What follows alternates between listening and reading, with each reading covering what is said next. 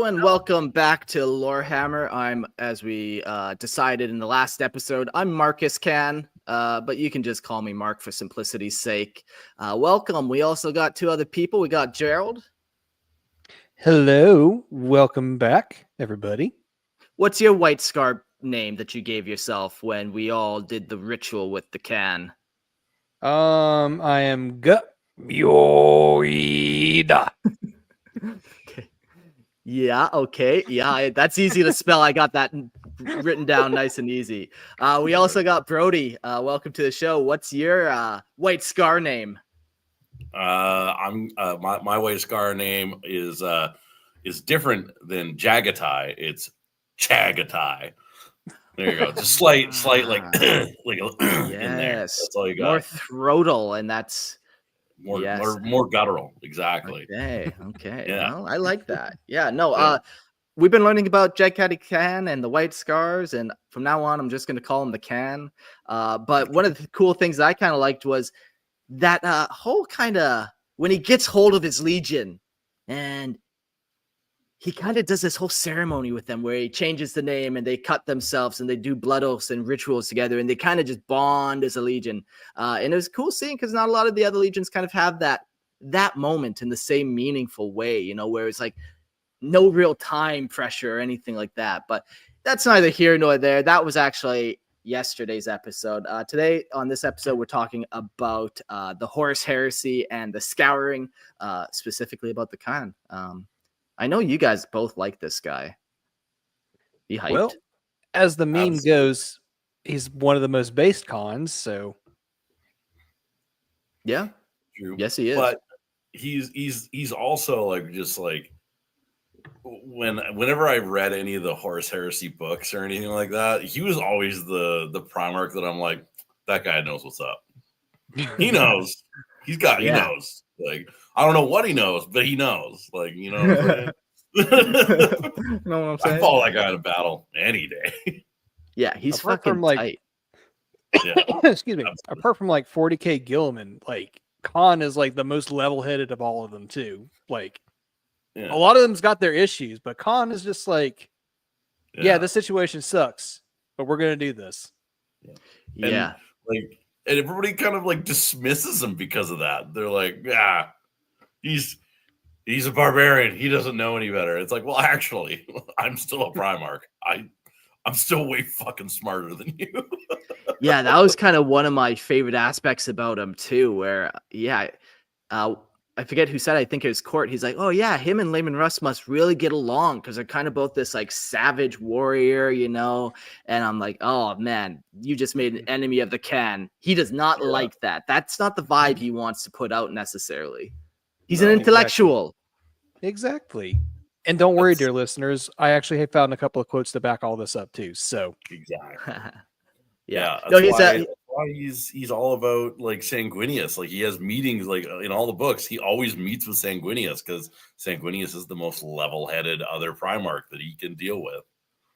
Interesting. Speaking of, for anyone in the chat, hold on, get this all together. Ta-da! Ooh, Sanguinius and the Khan all painted up beautifully. And the Khan. There you go. Mostly the Khan, since we're talking about him tonight, but I just happen to have old Hawk Boy on hand too. So we got a White Scars chaplain for everybody else who wants to see just some regular cool 40k White Scar models. All right, if everyone's whipping out their minis, zip. Oh, Mark! Whoa! Hey, Slaanesh, not away. It's not Slaanesh Part 3. Yeah. No, those models look fucking tight, man. The white scars have such a cool color scheme with the mostly white and then the red kind of lightning bolts on them. So cool. So striking. Yeah. And you can either make them look so crisp and parade ready, or you grime them up and they look great that way too. 100%. Yeah. Well, this episode's going to be pretty interesting. Like I said, we're going to talk about the Horus Heresy. If you want to recap, go listen to the last episode where we talked about his origins and what he did in the Great Crusade.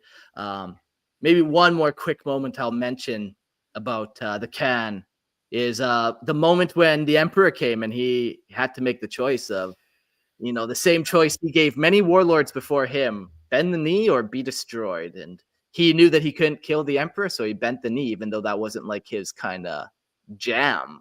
But he has this realization of the universe that it's not always what you want it to be. It can be fucking kind of bleak, actually. And you just got to kind of make the best of it. So, kind of interesting, that choice. You know, we have other Primarchs who like arm wrestled the Emperor, tried to drink him to death, or, you know, all these different contests, but he kind of had a different mindset. Exactly. The thinker. He's a thinker. Yeah. Yeah, so in this episode, we're going to go through the delay and deception at Condarax. You know, there's a bunch of different things here we're going to go through, actually. But, you know, we'll end on the Great Scouring and the disappearance, which is pretty interesting what happens to him at the very end. So, you know, the things I kind of, if I was to leave anything from last episode, they came in late to the scene, these White Scars, and Jaghatai Khan, like, he was like the 15th, I think, to be discovered. They fought nasty baddies at the beginning there because they were at the end of the Great Crusade, and all the empires seemed to be like, we'll go around this empire because this is a 10-year campaign, this empire. So we'll leave it for the end. So they came into those kind of war zones, which is pretty neat that then they're still like kicking ass. He loved his home world more than pretty much anything else. Like when it comes to a decision, he's kind of like, how is this going to benefit Corgaris? And what would the people of Corgaris do as well? Like he's got a very strong tie. Maybe oftentimes we think of the Salamanders and the people of Nocturne for kind of that communal bond, but this is very similar, man. Yeah, that's kind of my summaries. We kind of went over it. Let's start reading. And maybe Gerald, start with that cool quote that you read me. Oh, sure. Do we have any housekeeping stuff we want to cover first before we get into the rest of the You know what? Fuck it. We've done it like 160 times. At this point, they deserve a break, I think. Get the people hashtag join the Patreon. There you go. Yeah. Housekeeping done. Perfecto. Okay. I apologize if anybody hears any background noise. My rabbit decided he wanted to just have like a hard nap, and he's like snoring really loud right now. Fucking cute. Okay. Okay. So to cap this off, here's one fantastic quote on how much of a burn the Khan gives Fulgrim. So for context, this is from the book Scars, and I can't remember which order in the Horus Heresy it is. It's like later on down the line. But so yeah, this is Fulgrim and the Khan talking after Horus has been declared War Master. He wants to be left alone, said Fulgrim, to shoot off into the stars and hunt down Xenos on those delightful jet bikes. They're devilishly fast. I heard from a contact on Mars, Jaghatai, that you do strange things to your ships. The Khan shot him a heavy-lidded stare. I heard you do the strange things to your warriors. And with that, he shot like a lightning bolt out of the room. That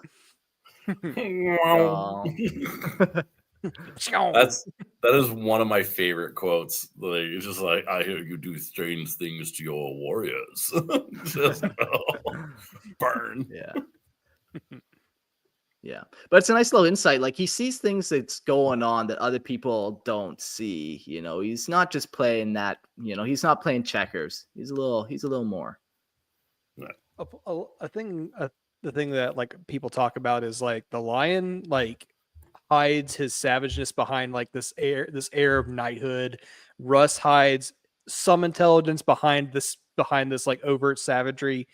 Khan just kind of hides his intelligence just by just staying quiet for the most part. Yeah, because the savagery that he does do, it's done in an intelligent way. He does it so that like there's lessons to it, almost like, okay, well, you can't treat our people like that. You know, if anyone knows anything about like, you know, historical Genghis Khan, you know, he wasn't just butchering people for no reason. If you submitted the city to him, he would let your people live, and, you know, it would be okay for you. You know, there's that intelligent reasoning behind the savagery.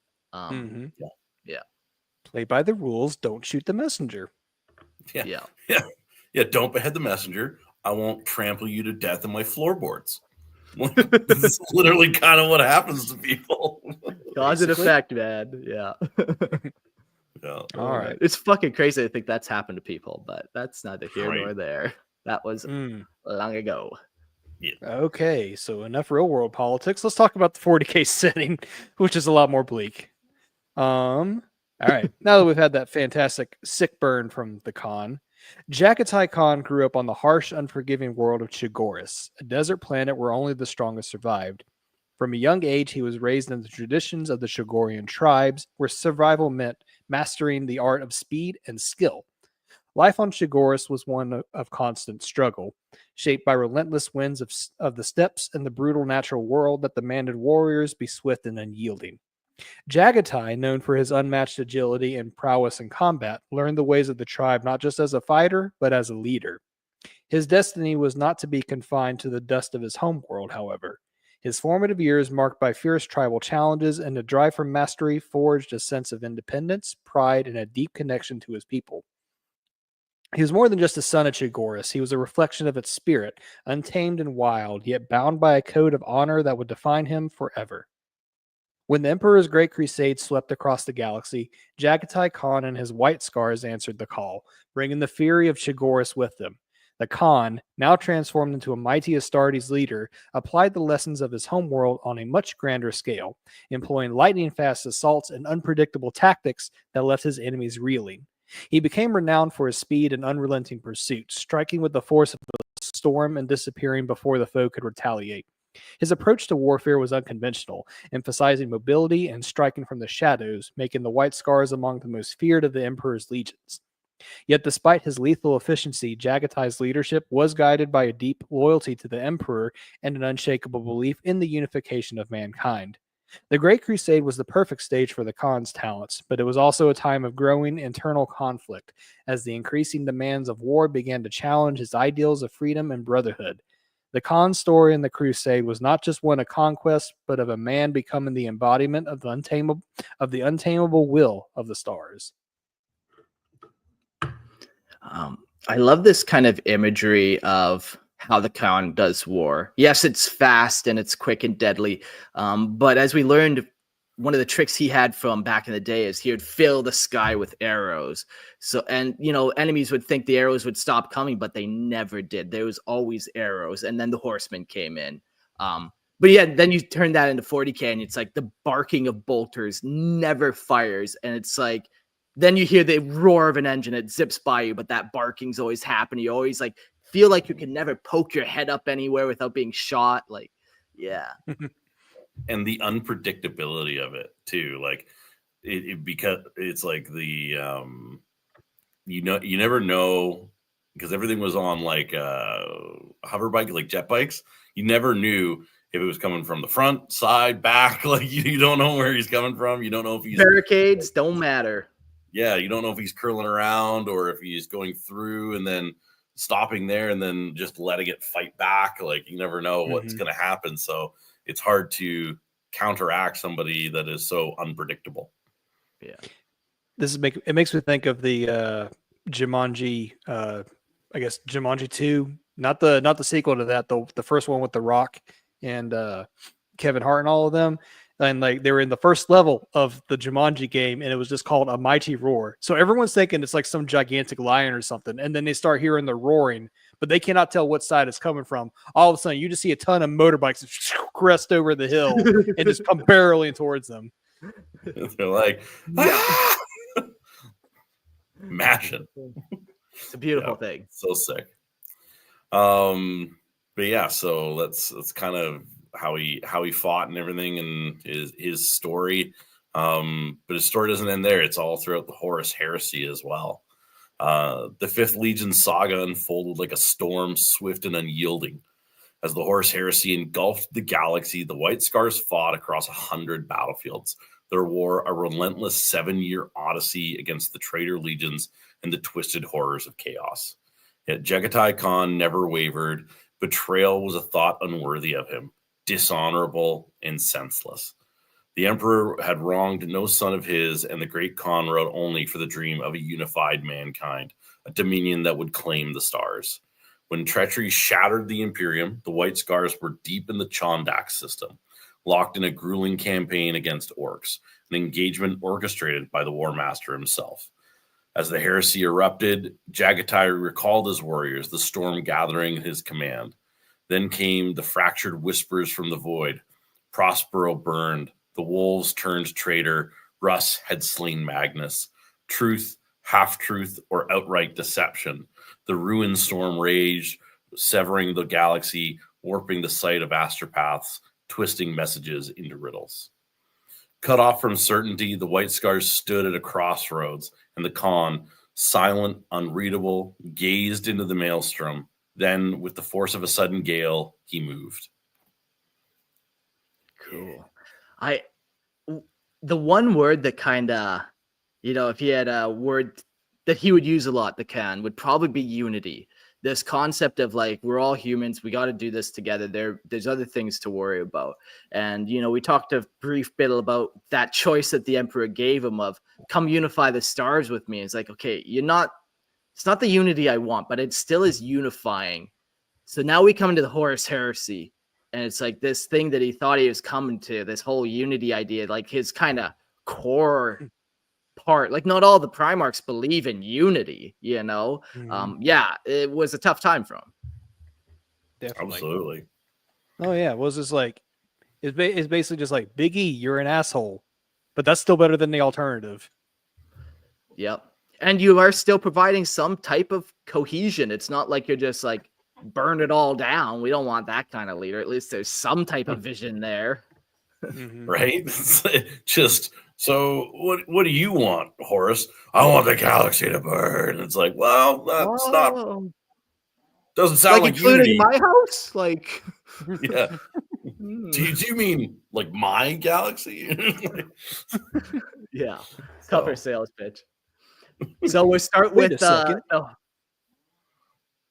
The stupid joke. Continue.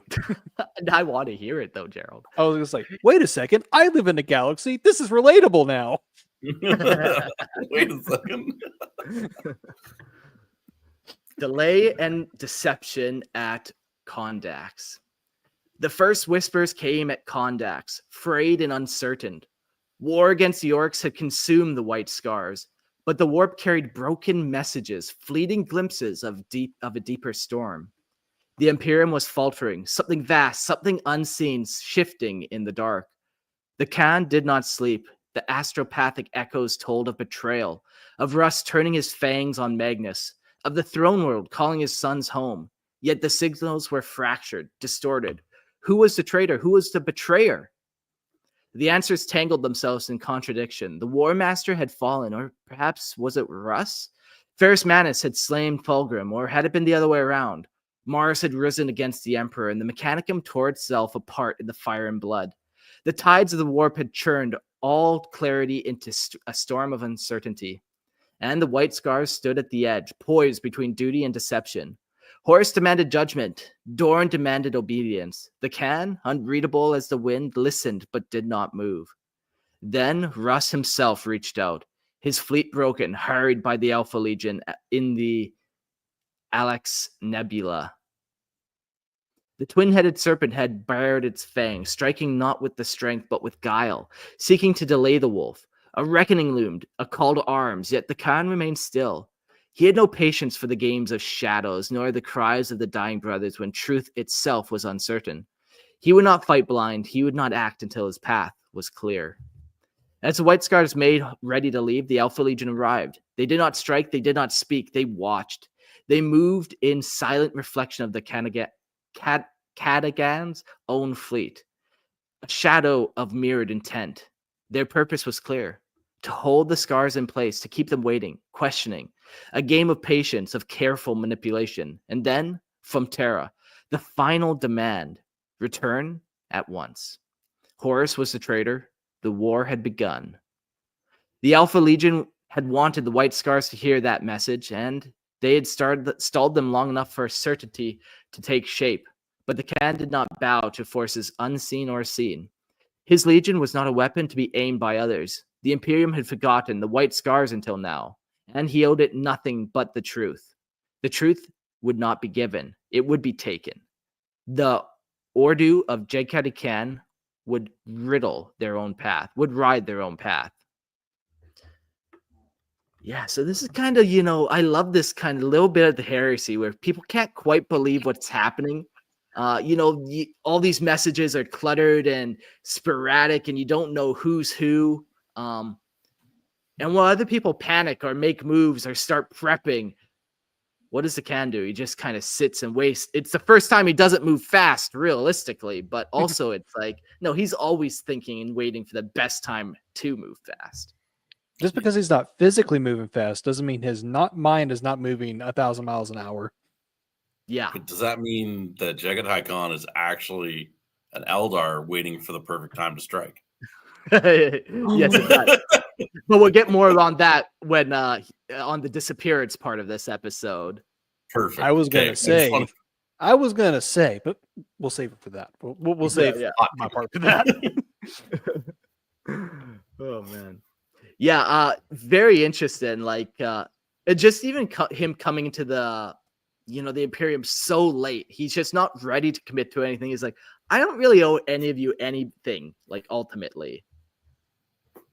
Yeah. And that's where, like, I think, like,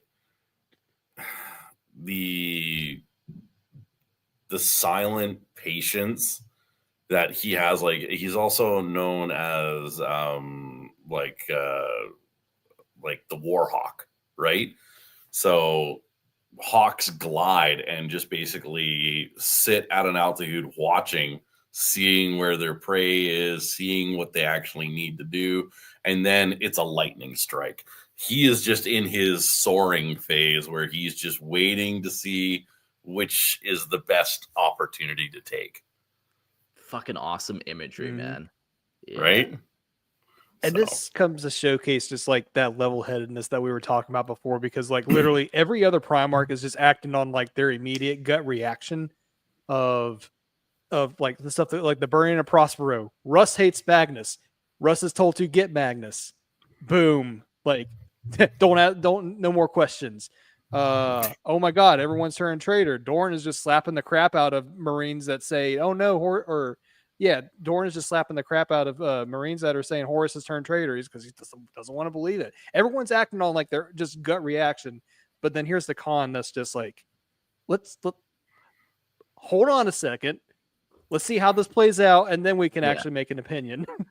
In the words of Michael Scott, adapt, react, readapt, apt. It's that simple. The Khan has mastered this. I forgot about that. Oh man, that's amazing. That was a lovely office throwback, man. Fantastic. 10 out of 10. We can end it here, guys. We don't even need to do the rest of the episode. Spoiler alert, he disappears.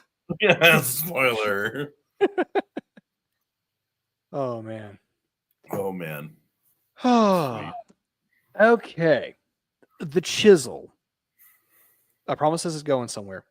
Jaghatai Khan did not hesitate. The order went out, swift as a hawk's cry. And across the void, the white scars moved. No wasted words, no lingering looks, only the cold, precise movements of a fleet that had already decided to be elsewhere. The Alpha Legion encircled them, a net woven tight, but nets only catch the slow. The Vox remained silent, the enemy's transmission disregarded. There was nothing more to say. The White Scars did not ask permission to leave, they carved their own path. Now that kind of makes you wonder what part of the Alpha Legion was actually like trying to help the White Scars versus they were trying to hinder it, because again, Alpha Legion does not know whose side they're on half the time anyways. So, anyways. The chisel was enacted in an instant. The White Scars did not operate as others did. Theirs was a fleet built for speed, stripped of unnecessary weight, modified beyond Mechanicum standard tolerances. Tech heresy. Their vessels had been honed over decades. Each reactor tuned to a single principle: momentum. Lesser admirals would have deliberated, strategized, wargamed their escape in council chambers. Jaghatai Khan did not entertain hesitation. The White Scars moved not as a collection of ships, but as a singular, relentless force. The Alpha Legion mirrored their every move, thinking they played the same game. They did not realize they had already lost. The The White Scars drifted, spinning outwards, their formation unraveling as if coming apart under the weight of the blockade. The Alpha Legion reacted with professional efficiency, tightening their cordon, adjusting vectors, moving to pin the Sons of Chagoris against the gravity well of Chondax. The White Scars let them believe the White Scars let them believe the battle unfolded in quiet violence. No reckless charges, no blind fury. Probes and counter probes, feints and counters. The Alpha Legion's fire disciplined, measured, contained. They had done this before. They had studied these tactics. They knew what a retreat looked like. They were wrong. At 0 mark, the stars themselves seemed to shatter. The White Scars ignited their drives in unison, an entire fleet transitioning from a slow spiral into a single focused thrust. 5 seconds. That was all it took. The Vanguard became a spear point, the fleet a thunderbolt punching through the Alpha Legion's lines with a breathtaking precision. It was not an attack. It was a passage, a single, unstoppable stroke. Alpha Legion vessels staggered in confusion, their carefully maintained formation ruptured by the sheer velocity of the White Scars' assault. Bronze-powered destroyers shattered, caught in the whirlwind of their passage. By the time the enemy reacted, the Khan was gone, vanishing into the abyss. The White Scars' fleet already translated into the warp. They did not look back. Looking back was for those who were caught. Fucking cool, man. Hell yeah. What a move that is, eh? He's got these like souped up ships. Yeah. I love some of the novels and stuff that are written for the White Scars, because like the chisel, like what you just described, the way it's described in the book is amazing. It's like, it's suspenseful. It's a whole chapter about ships moving. That's Cool. it. But it's like you're on a knife edge, like reading each page, like I gotta, like you're just reading each page as fast as you can, trying to figure out what's going on, how is this working. It's just awesome. Some of the best fleet-based combat written about in the 40K universe, personally. Cool. Yeah, like it's such a crazy battle of minds of maneuvering miles to try to gain maybe an inch or something, you know, that key difference, and shuffling the ships. So cool.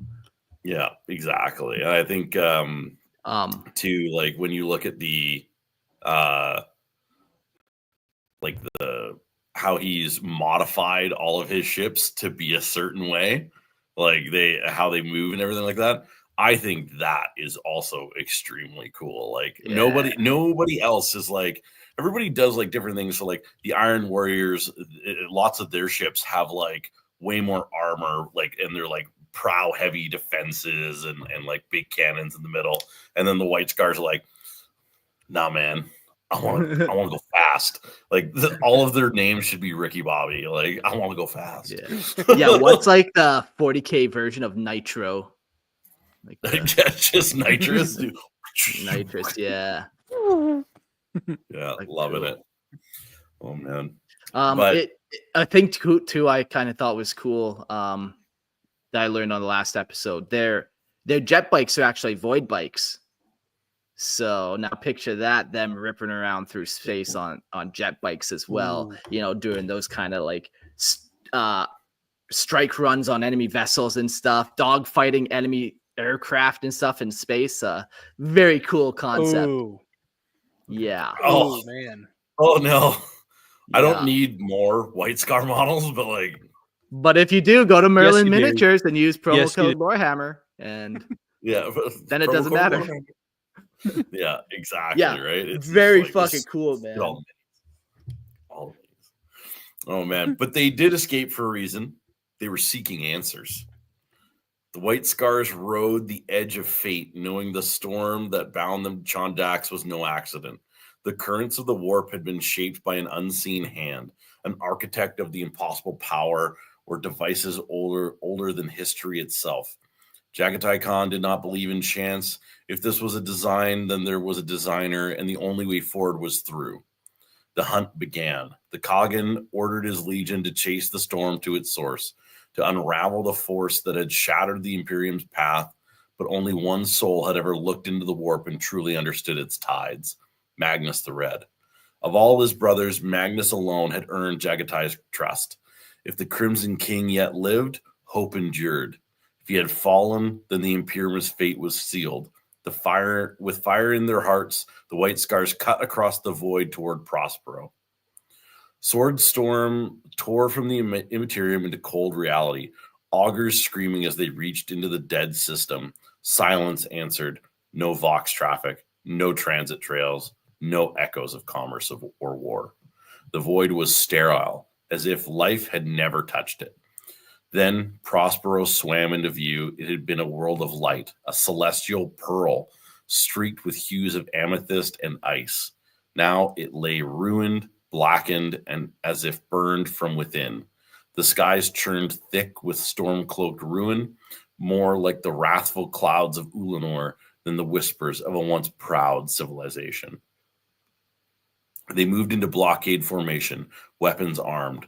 Jaghatai gave his decree: anything bearing the scent of Fenris would die. As Swordstorm reached its final approach, the evidence became irrefutable. The ground had been sundered by mass drivers, poisoned by residual toxins, fractured by a cataclysmic upheaval. Something else lingered, something unseen. A vast etheric distortion veiled the planet, making landfall impossible. The world was still dying, as if its wounds had not yet finished their tale.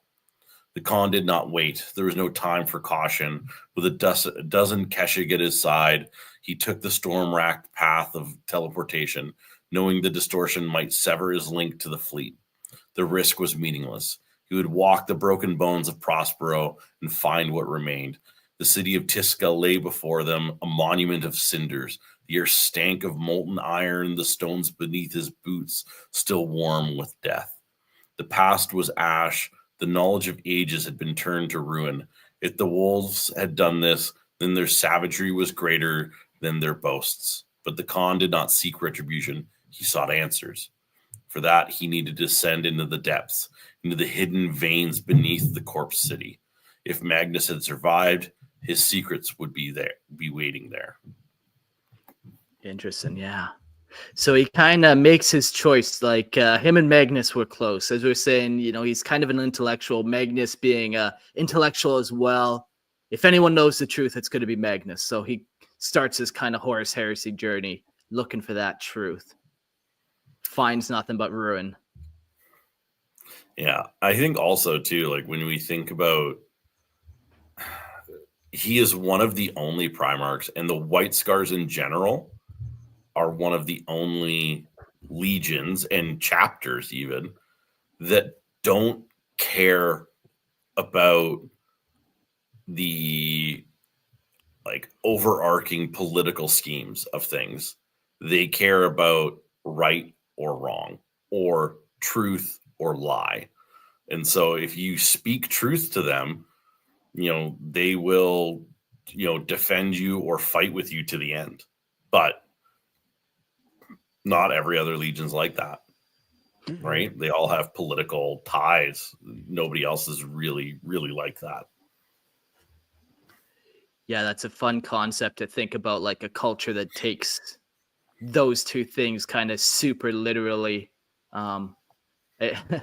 Yeah, what that kind of would do, you know, if that concept of kind of lying isn't even really a concept. You know, I think of the movie The Invention of Lying, where everyone just has to tell the truth, and that's just the way it is. That's the best way to live, I guess. Yeah. Yeah, exactly. And then you learn what other people really think, and then that also causes a lot of problems too. It's like that one episode. It's like that one episode in Supernatural where like some guy with God's powers just forces everyone to tell the truth, and that causes just as much, if not more, chaos in the world than people actually lying. So God himself actually comes and says, yeah, there was a reason I invented lying to prevent this. Gerald is a good kisser, true or false. That's up to the listener to determine. Yeah. I'll say great. Like great kisser. Great kisser. I just see the soft, supple lips, the pouty, the nice little mustache. Beautiful. Yeah, it's a beautiful thing. He's a beautiful man. But the enemy within says other things. The warrior lodges had spread like a shadow across the legions, a silent, insidious undercurrent beneath the tides of war.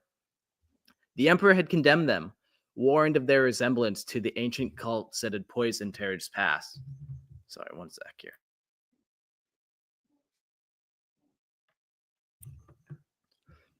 Yet they endured, moving in whispers, binding others. Sorry, my throat's getting all scratchy. 1 second, lo siento.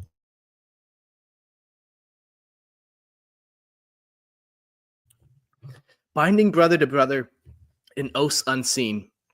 Even the white scars had not been immune. Beneath the light of the Kogarian moons, warriors gathered in secret. Man, it's in my throat still. Terran-born veterans, the relentless sons of the steppe alike, sharing hushed words of the future already decided. To them, the Kanagan was blind, his patience a failing, his refusal to choose a side, a weakness that would not abide. Their course was set. When the moment arrived, they moved as a hunter does in the night, swift, silent, absolute. Haskin Noin Khan, once a name of honor, now a brand of betrayal, led them in their treachery.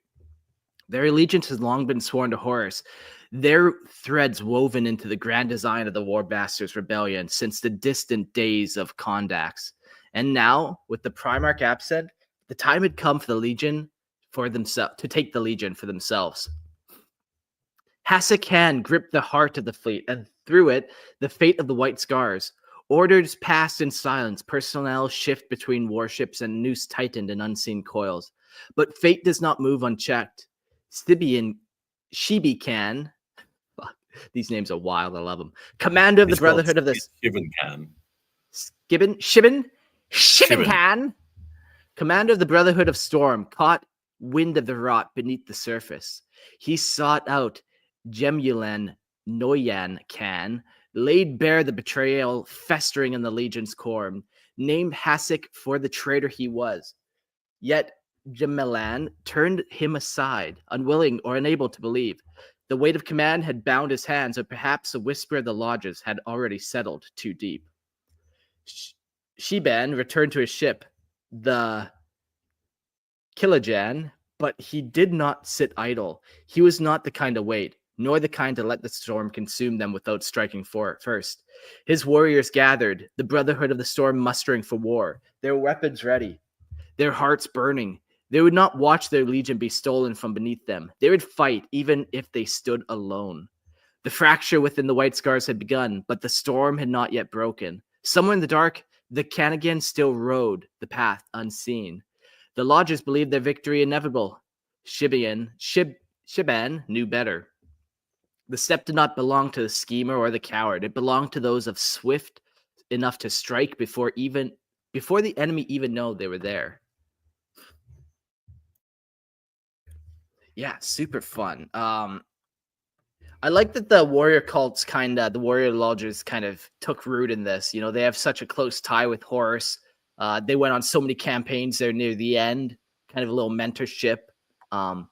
Yeah, you know, I don't think these warrior lodges found any hold in like Reboot Gilliman's Legion, you know? Mm-hmm. A long time ago, this was during a listener lore. I had asked about, because like you hear about all the, we lost Brody. I'm okay, here. we got him back. I was just like, I'm not trying to be mean. I didn't mean to cut you off there, good sir. I misclicked, to be honest. Uh-oh.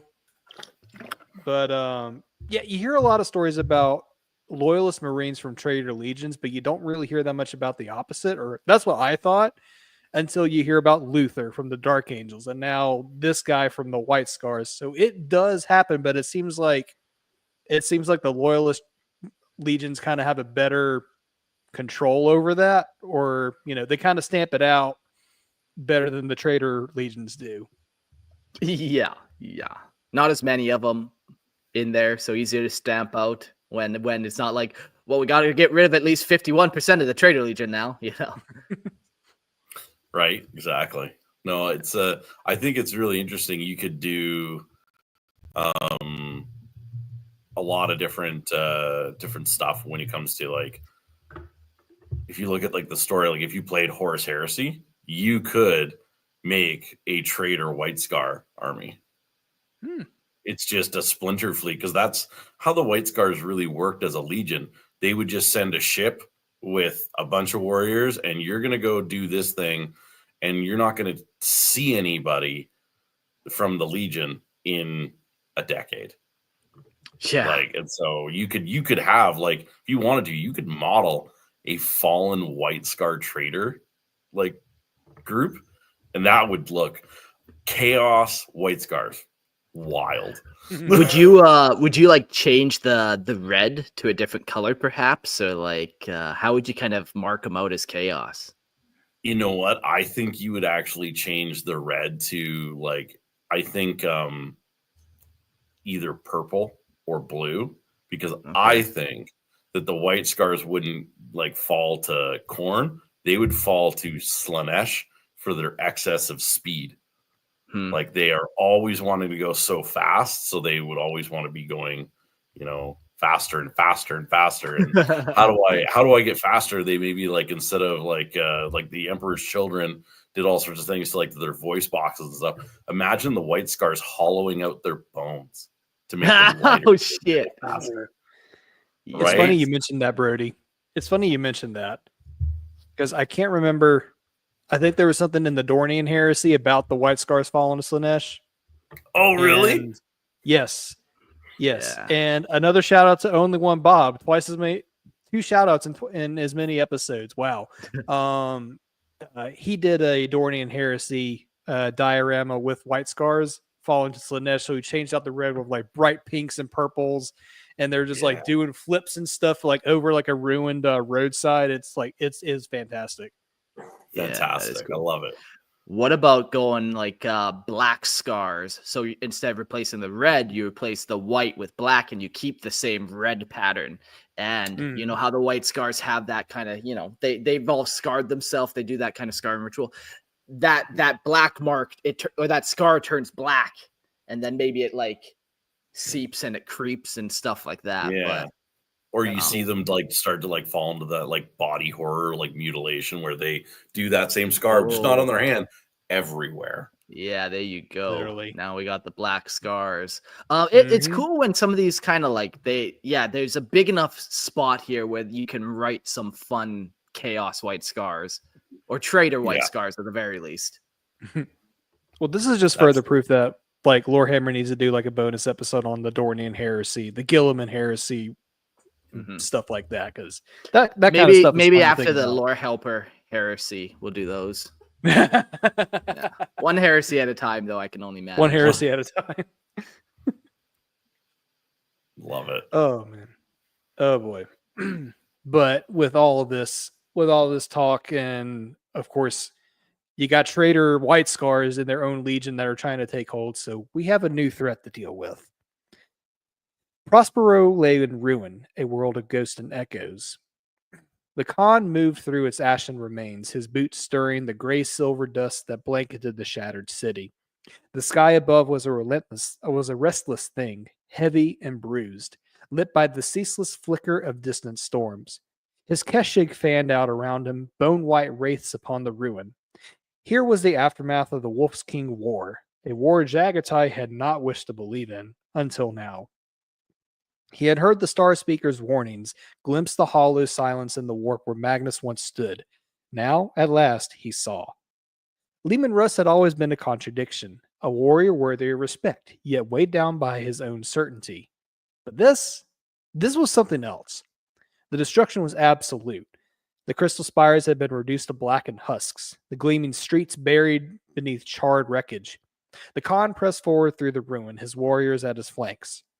It was near the old cult temples that he first heard it, the droning, a sound like a swarm of unseen wings. The Auspex was silent, no life signs, yet the sound remained. A crawling presence at the edge of perception. Disable auto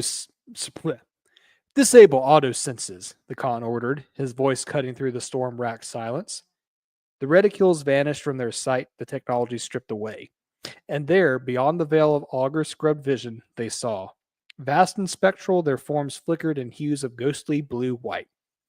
Winged, spined, and writhing, they rose from the broken earth like exhumed horrors, twisted remnants of something that had once been more psychnuant. What on earth is that word? Warp spawn parasites, drawn to the minds of the weak, the wounded, the unshielded. They had feasted upon the unprotected of Prospero for centuries. Now in death they remained. The white scars struck first, blades flashing, bolters roaring, but it was nothing. Their weapons passed through the creatures like wind through mist. The Psychnian, that's what I'm going to say, did not need to see. They felt the presence of living minds drawn to them with insatiable hunger. They struck their bloated abdomens, twisting forward, spectral proboscises piercing ceramite as though it were paper. Warriors cried out as something was ripped from them, something unseen, something vital. Jaghatai gave the only order that remained: fall back. Then the ground was gone, a fracture in the war-ravaged stone, unseen until it was too late. Jaghatai fell, far and fast. The ruined city vanished above him, the battle lost in the howling dark. He struck stone, buried beneath the ruin, entombed in the collapse. His vox crackled with static. The surface was gone. The Psychnian were gone. And before him stretched a vast hollow world of darkness and silence, a labyrinth beneath Prospero. He had sought something hidden, something buried beneath the lies of gods and monsters. Now he had found it. Oof. Yeah. None of the Primarchs really were privy to the warp. It took a lot of them off guard. And even on the home planet of Tragarus, they have some Stormseer psychers and stuff, and there's some cultural warp shenanigans that happen, but it's a very different thing than this crazy vision thing that he's come across. Yeah, the Psychnuin were crazy,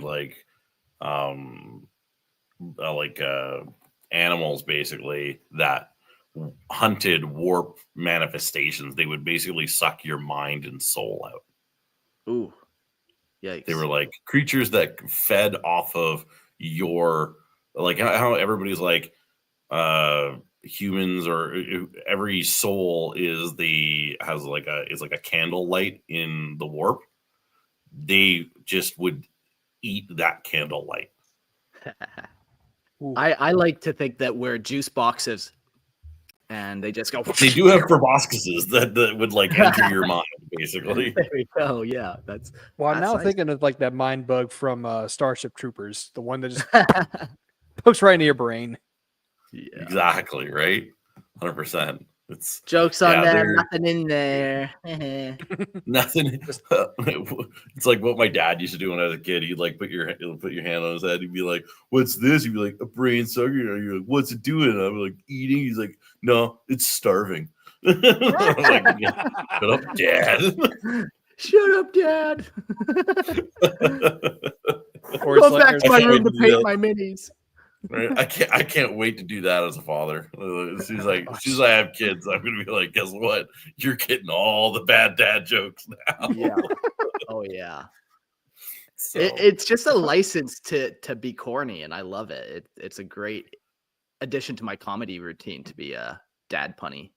Yeah. If I ever become a dad, I'm gonna do the routine from Fairly Odd Parents, where if my kid pretends to read my mind, I'm just gonna play elevator music. Right, exactly. Perfect. I was talking to Emma, and I was like, if we ever have a kid, how they have like a hospital bag where it's like all the important stuff for like when you go into labor, you go into the hospital and everything like that. I was like, yeah. She's like, it's like I have to have a bag too. And she's like, for what? And I was like, it's got to have white New Balance shoes. It's got to have a really like crinkled polo shirt and some cargo shorts. And like reading glasses, and then I gotta go to the hospital, get changed to that as soon as I become a dad. And she's like, I hate you so much. If you ever do that, you'll never see this child. No, your eyesight loses 5 points when it comes out. It happens. So no, I hear you. Right? Exactly.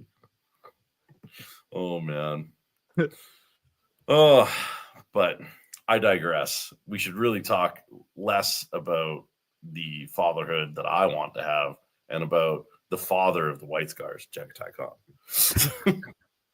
Nice one. Yeah, that was perfect. It's a perfect segue.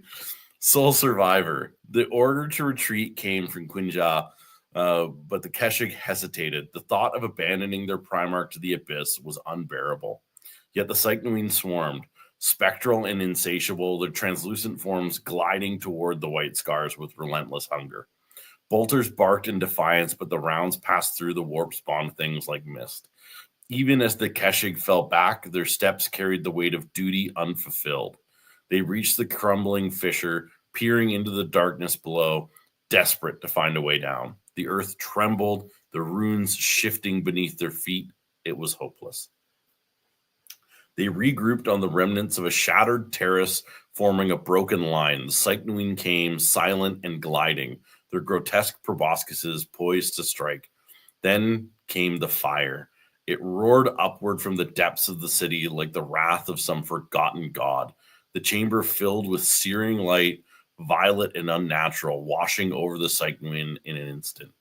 Their bodies convulsed, twisted, then disintegrated in the maelstrom of energy. The air shimmered, crackling with residual power.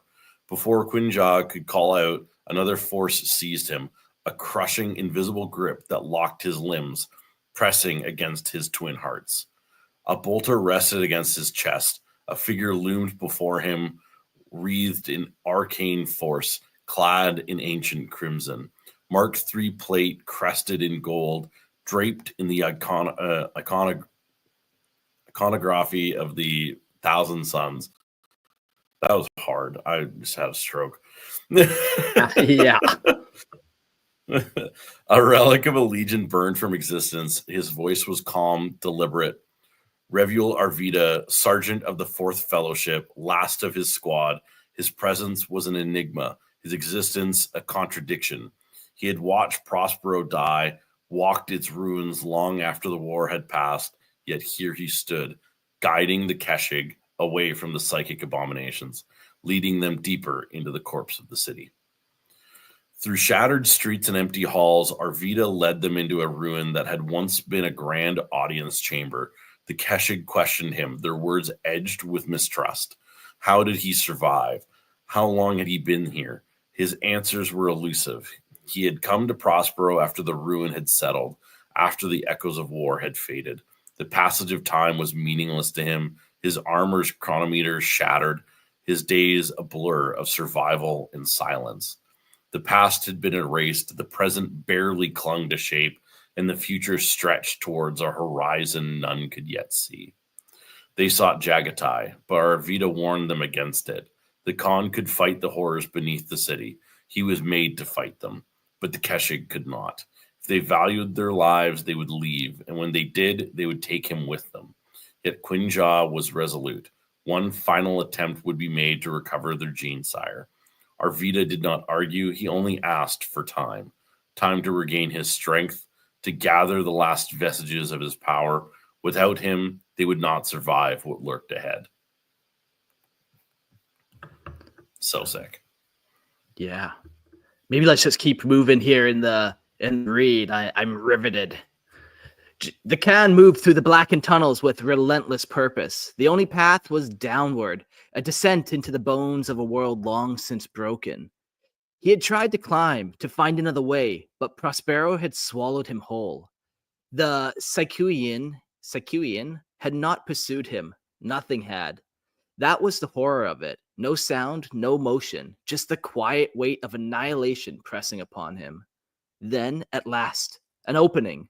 The chamber yawned before him, vast and layered, its walls rigid with the scars of metal veins. Brass instrument lay in ruined at his feet, shattered relics of a dead world. Beneath the dust, the remains of mortals, Prospero's sons, buried without memory or mercy. He moved through the ruins, feet feeling the emptiness coil around him. Then the dust stirred. A shimmer, cold and unearthly, coalesced before him. The figure was tall, his outline fractured by flickering light. One eye, unfocused yet piercing, caught the dim glow of the canver. What the fuck? Carverin? Cavern? What the? Can did not Cavern. move. Cavern, holy fuck. Now that was a brain aneurysm. Okay, we're equal there. We're getting there. We're getting there. Nah, mine might have been worse actually. You know what though? Now that fuck up's out of the way, I can enjoy the rest of the episode being perfect. Perfect. Only Go one ahead, brain. Mark. Show Okay. them all who's the boss. Yeah, I'll show them. The can didn't move. Through his grip of the blade, it tightened. He had known this presence in life, in war, in defiance. Magnus, or something that had once been Magnus. The phantom's voice curled through the silence, distant yet clear. It spoke not as the Crimson King, but as a shade, a fragment of will left behind in the wake of destruction. Magnus had been shattered, his spirit strewn across, like glass across the void. But the fragment remained, to question, to warn, to see where his brother now stood. The vision whispered of fate, of choices carved in blood and fire. The Imperium was dying, rotting beneath the weight of its own lies. The warp had never been kind, never been controlled. It had only waited, watching, patient as the abyss. Horus was lost, devoured by the forces beyond reckoning. But he had not been the first. The whispers had taken Erebus, Lorgar, and others. They would take more. The Primarchs, the Emperor's perfect creations, were not the only ones who could break the Imperium. Only ones who could end the Emperor's perfect creations were the only ones who could break the Imperium, the only ones who could end what their father had built. The gods of chaos did not know where Can would turn, and that uncertainty made him dangerous. His silence had been a weapon, his speed his shield, but silence would not be enough. Magnus urged him to choose, to stand with the remnants of their father's Imperium, clawing against the inevitable collapse, or to embrace the storm, to ride again alongside Horus and burn the galaxy clean. Can did not answer. He had seen the corruption in Horus, the tyranny in the Emperor. He would not be bound by the chains of either. But Magnus knew there were no roads that led away from this war. The storm was coming, and when the sky was split and the blood ran deep, they would meet again as allies or enemies. The Can's blade flashed, its arc swift, absolute. The specter shattered, breaking apart into 1,000 fragments of light. Can stood unmoving as the echoes of the passing faded. The cavern wall seemed smaller now, the weight of silence heavier. He had found what he came for, the truth sharp as a razor's edge. The war would come, and he would ride into it, alone if he must. The past was burned, the future would be written in the thunder of hooves. Yeah.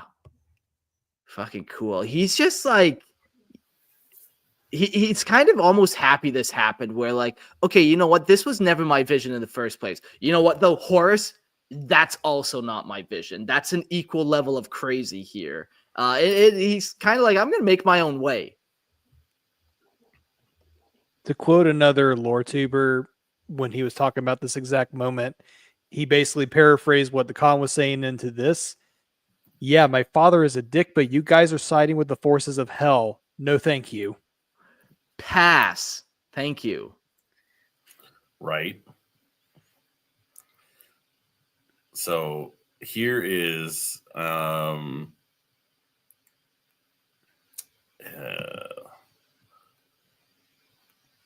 I've got a great quote here, and you guys got to tell me if this is Jaghatai Khan or Genghis Khan. Trick question. Relates, Yes. it relates to What a game. there is no good in anything until it is finished. Say one more time. There is no good in anything until it is finished. Let's go with Can said that. Okay, you're going with Can. You're going. What are Yeah. you going with, Gerald? Yeah. Yeah. Yeah. No, that was Genghis, man. That was a real That's life who I thing. meant. Genghis Khan. That's what Oh. I said. Oh, Exactly. okay. That's what it was. Khan. Yeah. Khan. See, I knew there was a workaround here, but like that's like Gotcha, bitch. that's what I'm saying Gotcha, for. Who you guessing? I don't know, some bitch. So, but yeah, like that kind of quote like perfectly personifies what Jaghatai is. He's like, there is no good in any of this until it's done. Like, if that means it's wiped clean, like the galaxy's burned clean, that's good actually for the galaxy. Not good for humankind, but it's good for the galaxy. Or I ride with the Emperor, and that's the best of what this situation can do. It preserves humanity. And then it's it's kind of finished at that point. Humanity is where it needs to be. So it's kind of like this tightrope of like where he wants to go, like how he wants to do things. And he's like this, and then finally makes that decision. Like you can see him going back and forth really easily in that situation, right? Yeah. Very much. Yeah. Well, now that we've talked about the Khan and good grief, Seth. Yeah. Seth, reasons I should be a call-in. I know how to pronounce all the Asian names, but mispronounce them confidently. Okay. Number 2, I'm an Asian guy while wearing a white with black hair and a bike. Like, come on. What a comment. How to go spaghetti, Seth. Love it. We'll carry on. Yeah, we hope to get to some calling guests today for sure. We'll make that happen. We'll make that happen. So we're going from the Khan to the mini civil war that's happening to his legion. And we're going to see how this develops. A legion divided. Shiban Khan moved with purpose, his brotherhood silent shadows in the void. The Kalajan glided close to the flagship, a predator stalking its prey. He had seen through the deceptions, the whispered lies of Hasek and his ilk. Now vengeance moved in the darkness. With a silent signal, his warriors launched. Void bike streaking across the abyss. There goes that void bike thing that we were talking about earlier. The enemy thought themselves untouchable, barricaded behind steel and betrayal. They would learn otherwise. Aboard the Sword Storm, Hasek Noyan Khan stood firm, hands tightening around the command throne. Torgan Khan's warnings had come too late. Shiban had moved before they could solidify their grip, but they were still in control. The lodges held the capital ships, the fleet tethered by their will. When the Kagan returned, he would have no choice but to see reason. He and Horus had always understood one another. The storm was theirs to guide. The storm was theirs to wield. The first impacts of battle shattered the uneasy silence. Shiban's brotherhood burned through the corridors, bolters spitting death in relentless bursts. Torgan met them head on, his warriors entrenched, but Shiban did not falter. He surged forward, his blade carving a path through the tumult. Brother struck brother, the clash of steel and the hiss of energy fields merging into a symphony of war. They fought without fury, without indulgence, only necessity. The legion was being torn apart, and neither side hesitated. The trap was sprung. Torgan's retreat had not been desperation, but design. Fire erupted from the terraces above, hammering into Shiban's advance. Warriors fell in an instant, bodies shredded by disciplined volleys. Hasek's Keshig loomed ahead, Terminator plate gleaming, an immovable bulwark before the command throne. The bridge was fortified, secured. Hasek's voice rang out, commanding surrender. Shiban ignored it.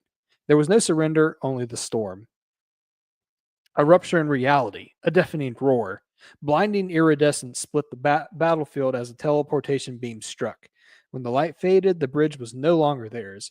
100 more warriors stood in formation, weapons raised, faces impassive. At their head, wreathed in the fury of a storm, stood the Kagan himself. Jaghatai had returned, and judgment rode with him. Ooh. Spicy. So spicy. Yeah, I just picture them all fucking revving their engines. Yeah.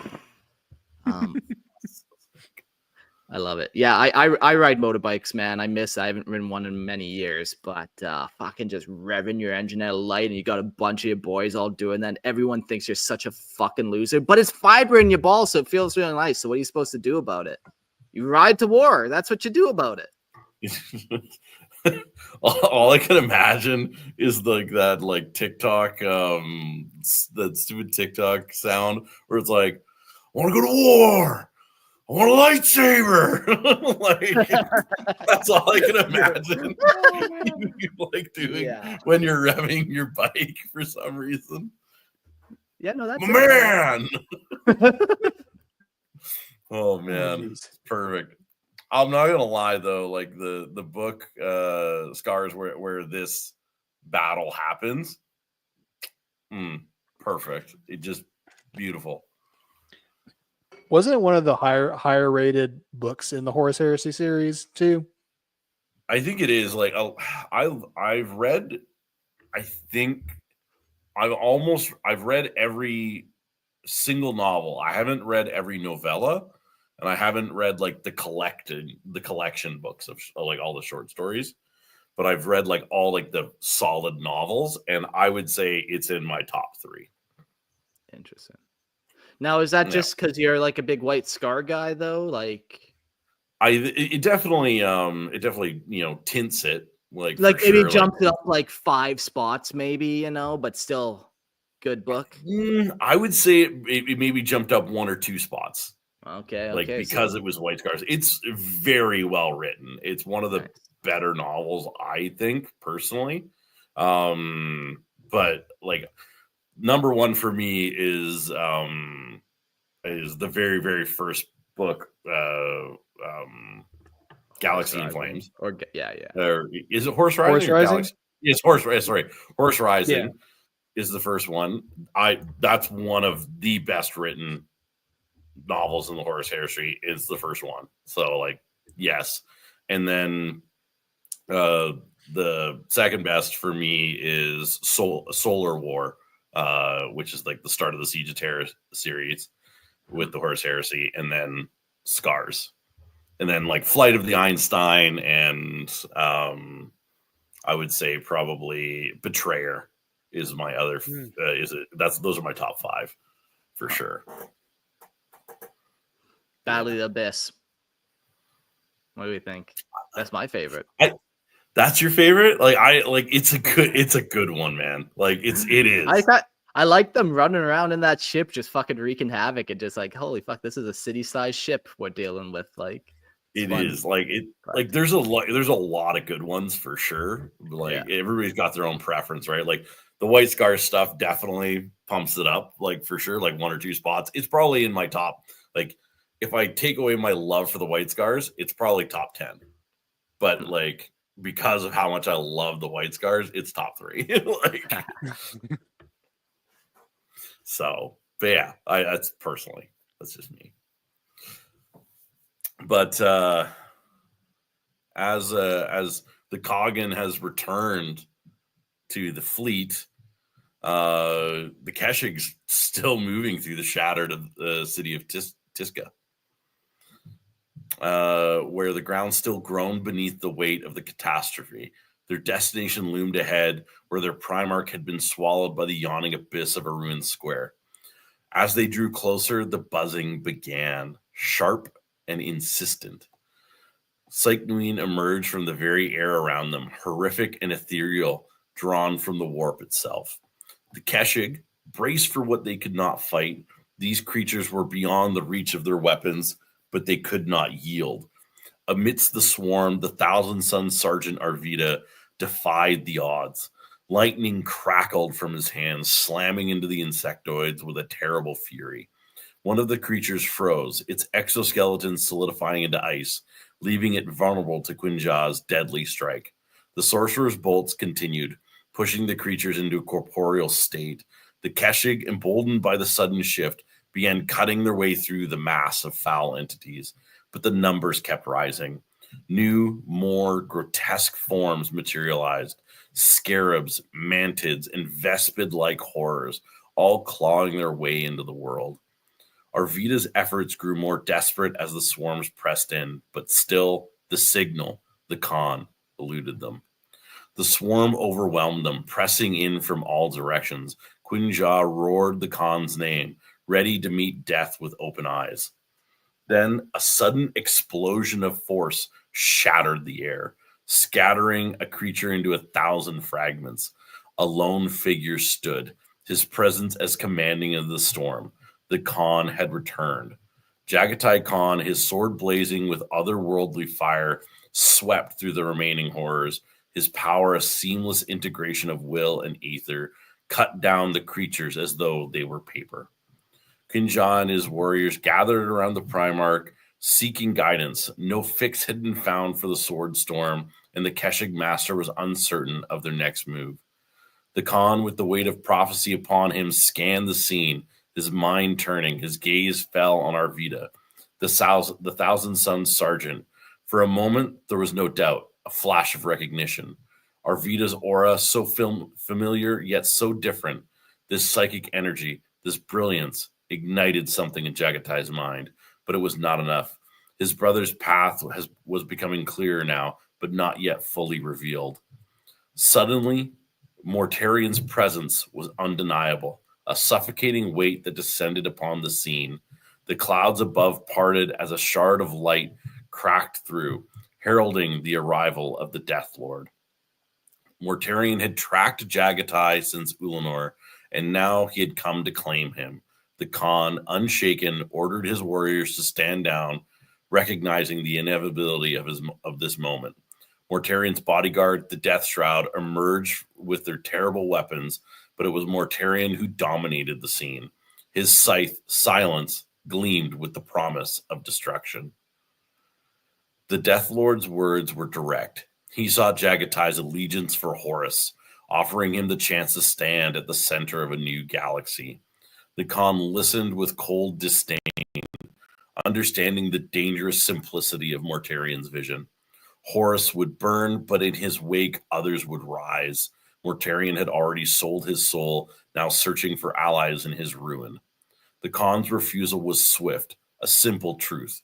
He had no desire for an empire. He was the outrider, not a king. Mortarion's rage was palpable, but Jaghatai was unmoved. As the two Primarchs circled, their battle was inevitable. Speed against raw power. The Khan would not bend, and Mortarion's might would not break him. Yeah. Sick. I love a lot of the Khan and how he I am not a king, I'm an outrider. Yeah. I also love how he just faces his problems. Like, okay, Mortarion's here, time to fuck this dude up. Like, he just gets after it. Yeah, exactly. Right. There's I don't know if I like context this. And for context, those two never got along well, anyways.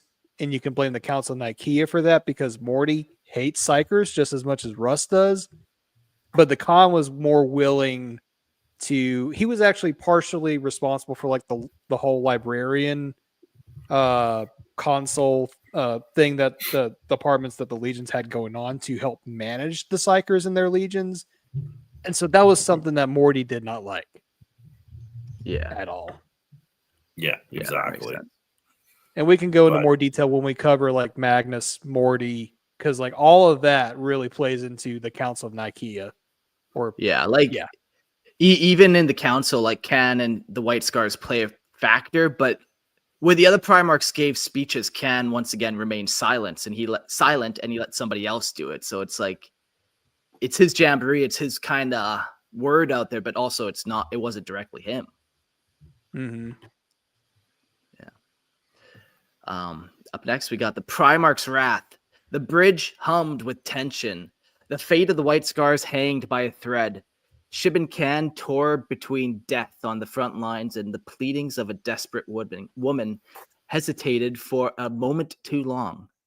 His instincts screamed for battle, but her eyes, gray, wide, pleading, halted him.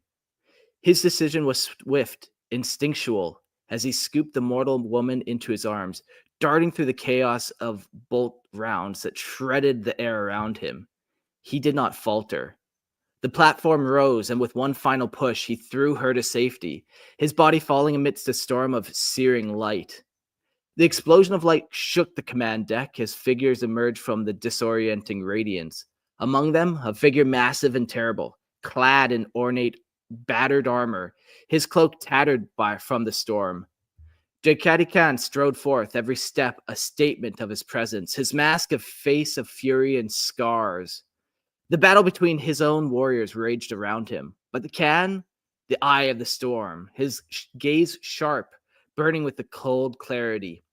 His Kashyyyk followed like shadows, a reminder of the weight that stood behind him. The combat on the bridge faltered as the Khan's aura cut through the noise.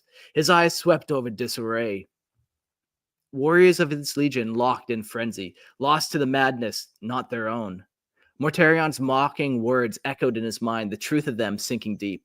Half his legion had already turned, his gaze fixed on Hasik Nolan Khan, the man now at the heart of the storm. Betrayal burned in the Khan's heart. His Dio, slick with the blood of traitors, felt heavier as he advanced towards his former brother in arms. The bridge fell silent as the Khan and Hasik faced off. The Noyan Khan, gripped by his misguided visions of unity with Horus, could not see the truth. The Khan, in his fury, did not wait for the words. His blade swept across with inhuman precision, striking down Hasik's weapon, leaving him vulnerable. The Tao cleaved through the Terminator armor with ease, sending a shockwave of disrupted energy that paralyzed his once trusted lieutenant. The Khan's strength, unmatched by any mortal, hoisted Hasik into the air. The weight of his betrayal undeniable. He tore the helm from Hasik's head, revealing the shock and fear of the man who had dared defy his Primarch. With a final act of contempt, Khan cast Hasik aside, his body crashing into the command throne.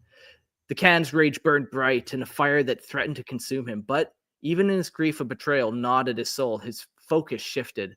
The war outside was not waiting. The Death Guard were already engaging. There was no time for vengeance, no time for grief. His duty was clear. Turning to his crew, he gave the order. Full burn. The White Scars would chase the Death Company into the void, a relentless storm of destruction. And in that storm, there would be no mercy. Yeah. Yeah, Man. like the full burn part, like, just so sick. Yeah, fucking fire up those custom engines and let's ride the stars. Fucking so sick. What was Hasik thinking, man? Like, he's like, yeah, I could just kind of betray my Primarch and take him on in close combat, and like, fucking goon. Luther did it. Why can't I do it? Luther hadn't done it yet. Yeah. So, but yeah, that's the thing, man. Like I don't understand. Like it's kind of funny. Like when some of these guys think they can take Primarchs on one-on-one, like you're a Space Marine and you're like, I got him. I'm gonna get him. It's like, no, you're not. No, you're not. Yeah, I'd win. There's this great scene in one of the books where the Space Wolves have sent like a squad to watch over like Reboot Gilliman, and Conrad Kurz shows up, and this squad that is like, they're trained and designed to basically kill Primarchs and like kill other Space Marines, and they almost get Conrad. Like they almost kill him. And I'm like, but it took 10 of them and most of them died. like and you're one dude, you're just like, I'm gonna take him. And you're like, no, you're not. Fucking luck. Yeah, good luck. In their defense, though, Kurz has like that foresight, so he could see their moves before they make them.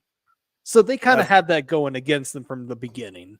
Yeah. Oh, it's not cheating. Stop saying that. So cheating. Gosh. It's like it's early 2000s Halo, and you're saying no screen peeking, okay? Stop it. I'm not gosh, doing quick that. camping. Quick camping, Quick guys. Gosh. Right. Oh man. Oh man. But with all of that, there was a second battle of Prospero. No thanks to Morty in the Death Guard. Hey, Morty. Come on, Morty. I'm sorry. I was gonna make a Rick and Morty joke, but I can't follow through now. You tried, and that's what's important. Okay, the second battle of Prospero was swift, brutal, and unrelenting. Mortarion's Death Guard, once eager to cement a new alliance, found themselves cornered and outmatched, unable to outrun the fury of the reunited White Scars. Broadsides and attack runs flared into the void, but Mortarion knew the fight was futile. With a decisive order, he withdrew, leaving behind a trail of burning wreckage as his forces fled into the warp. Prospero was left to the Khan. But the victory was not without cost. The White Scars fleet held the field, but not all aboard were loyal. The Khan's presence on the battlefield was a storm in itself. Relentless as he tore through his legion's dissidents with the cold, unforgiving precision of a blade through flesh. Vessels were secured for traitors, and in every corner where rebellion lingered, blood was shed. The Khagan's wrath was swift and brutal. No apology or contrition would save the warriors who had lined themselves with Horus. His retinue cleared the dissidents, restoring order with unflinching authority, stamping out any remnants of rebellion with the might of the White Scars. Yet not all was purged. Smaller ships vanished in the aftermath, some destroyed in the conflict, others slipping away, too far gone in their treason to return. The warrior lodge's influence had spread deep within the legion, leaving seeds of betrayal that would take years to fully rip from the roots. But for now, the legion gathered, fractured but resolute, under the watchful eye of their Primarch. The purge was brutal but necessary. The legion's true enemies lay ahead. Quick question for Mark. Did Lord Hammer ever go over, have an episode on warrior lodges specifically, or has that yet to be talked about? You know, there's been maybe some brief mentions, but definitely not like too much. Because even the Primarchs that we've done, they weren't like super heavy in the warrior lodges. Like we've done Perturabo and Fulgrim and the Lions. So okay. I know they play a big part when we get to Horus and especially Lorgar, but yeah, for sure. But I know for some listeners, especially those who are kind of newer to the setting, they're like, "What the fuck is a warrior lodge?" And like, how does that relate to the Space Marine legions and the Horus Heresy and all that stuff? So, yeah, it's like a secret club within the club. You know, only the cool kids can join the warrior lodge, but then you get all the secrets, which are really just chaos demons in your ear. Whatever. Yeah, if you don't know, now you do know. If you don't know, now you know. Can't finish that line. Nobody will bug us all. Now it's like it's like going do, and then not finishing it. It'll drive us all mad. I love it. Oh man. Amidst the fire and fury, the Khan took counsel with those closest to him. Hasek Noyan Khan, once a leader of the disaffected, was taken in chains, his fate sealed by his betrayal. Alongside him, others would wait in the dark for the judgment of the Khan. The White Scars had no mercy for the traitor, and the penalty for betrayal was always clear. Meanwhile, Arvida, the Thousand Sons who had remained with the White Scars, spoke to Yasuge, the Stormseer, both men haunted by the uncertain fate of their fallen comrades. Magnus had fled, and Ahriman was lost to the void. No answers, only silence. Hey, Seth in the chat, how is my pronunciation of these names? I'm genuinely curious. Yeah, he's out there mocking mine. You know, you can't make fun of somebody with my condition, I'll have you know, Seth.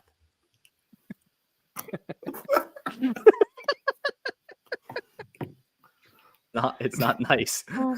What condition is that, Mark? There we ask. Yeah, no, it's a mix between just like lazy and retarded. Don't we all? Yeah, it's not fatal. I can tell you that. It's not contagious, but it does affect my day-to-day life.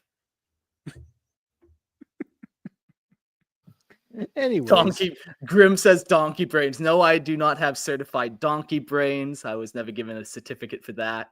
But similar. No certificate of authenticity for that. No, sir. oh man. Source. The Khan, silent amidst the chaos, withdrew to plan. His warriors, weary from the cleansing of the Legion, stood ready for what would come next. The summit of the Khans loomed, a necessary reckoning where old wounds would be addressed. It was clear now that Horus was no longer the leader they had once followed, and the time for petty grudges had passed. The White Scars were ready for war, their blood thirsting for vengeance, their unity tested but unbroken. As the fleet began its preparations, the Khan knew one thing with certainty: there would be no peace until the traitors were brought to heel. And I must say right now, I don't know how many times I've just said the word Khan in just like one paragraph. I understand the naming and the ranking conventions of the White Scars, but holy crap. Yeah, jeez.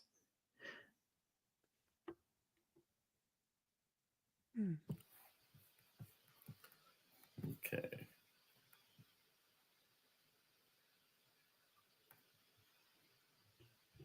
Why did all my notes just went away?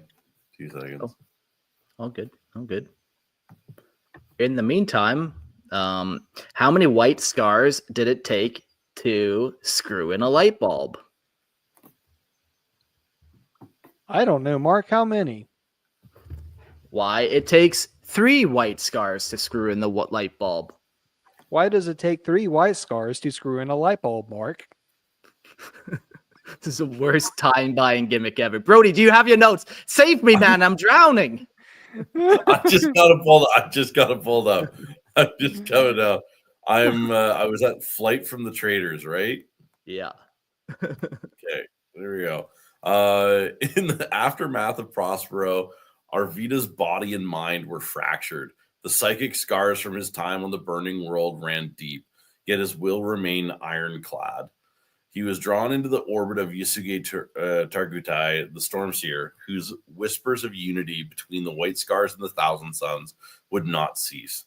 The Thousand Sons had been branded excommunicata and traitors.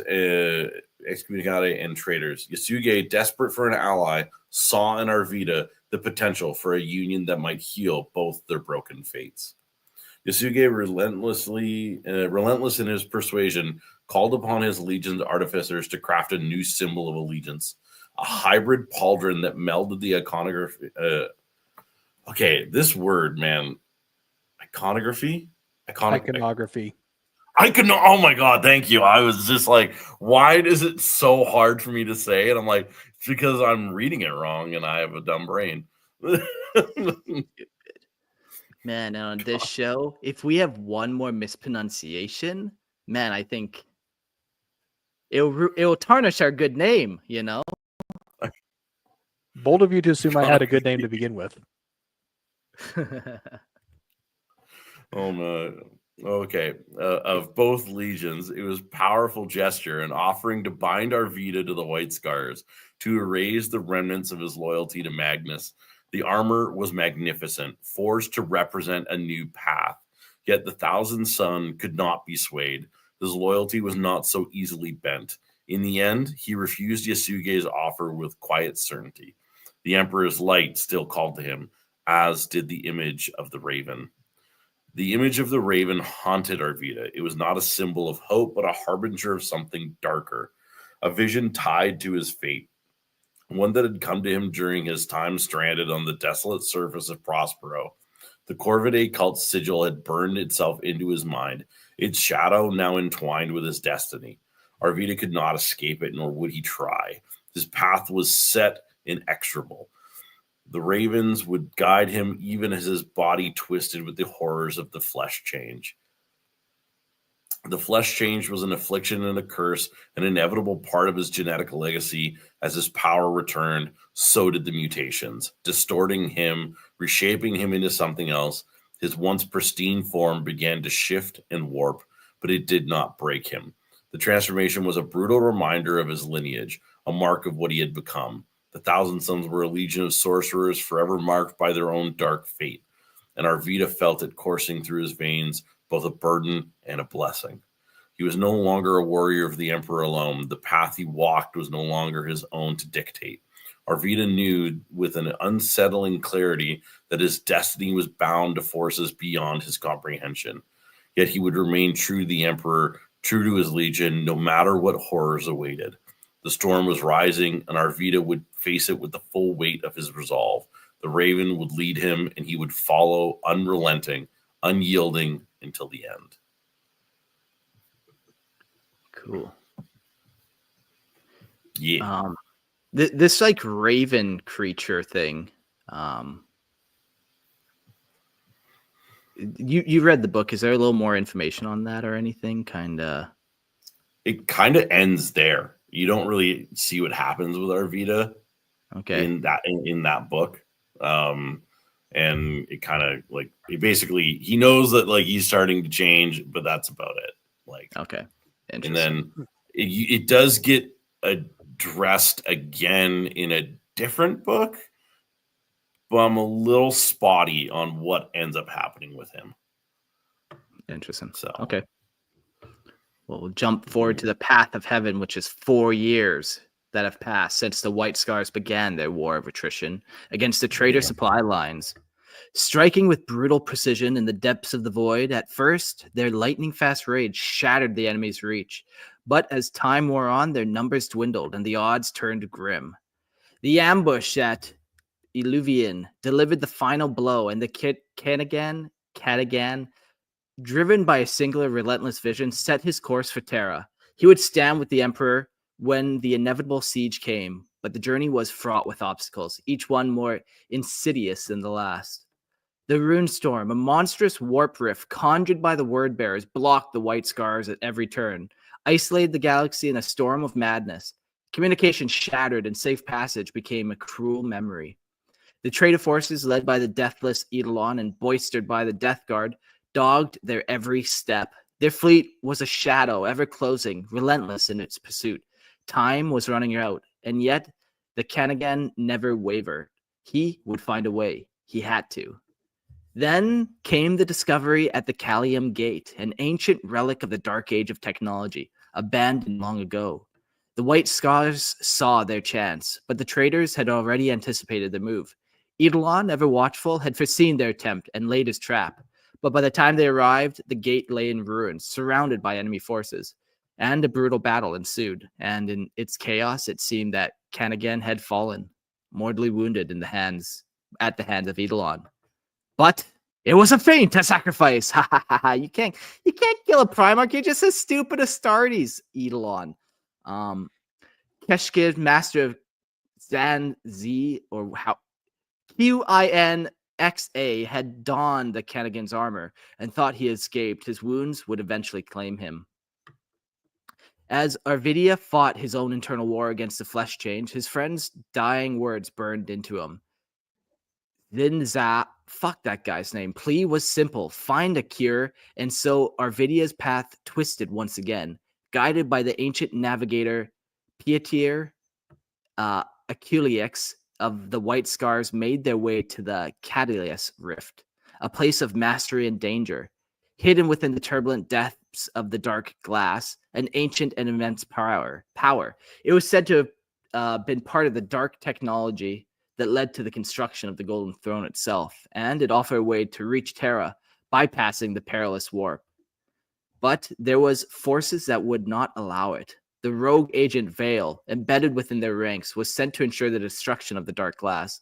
As the station fell apart around them, the Stormseer Yesigi made a final sacrificial act. He linked his soul to the Dark Glass, opening a path through the webway to Terra. With the White Scars following, they fled, the traitors snapping at their heroes, but the cost was heavy. Yesigi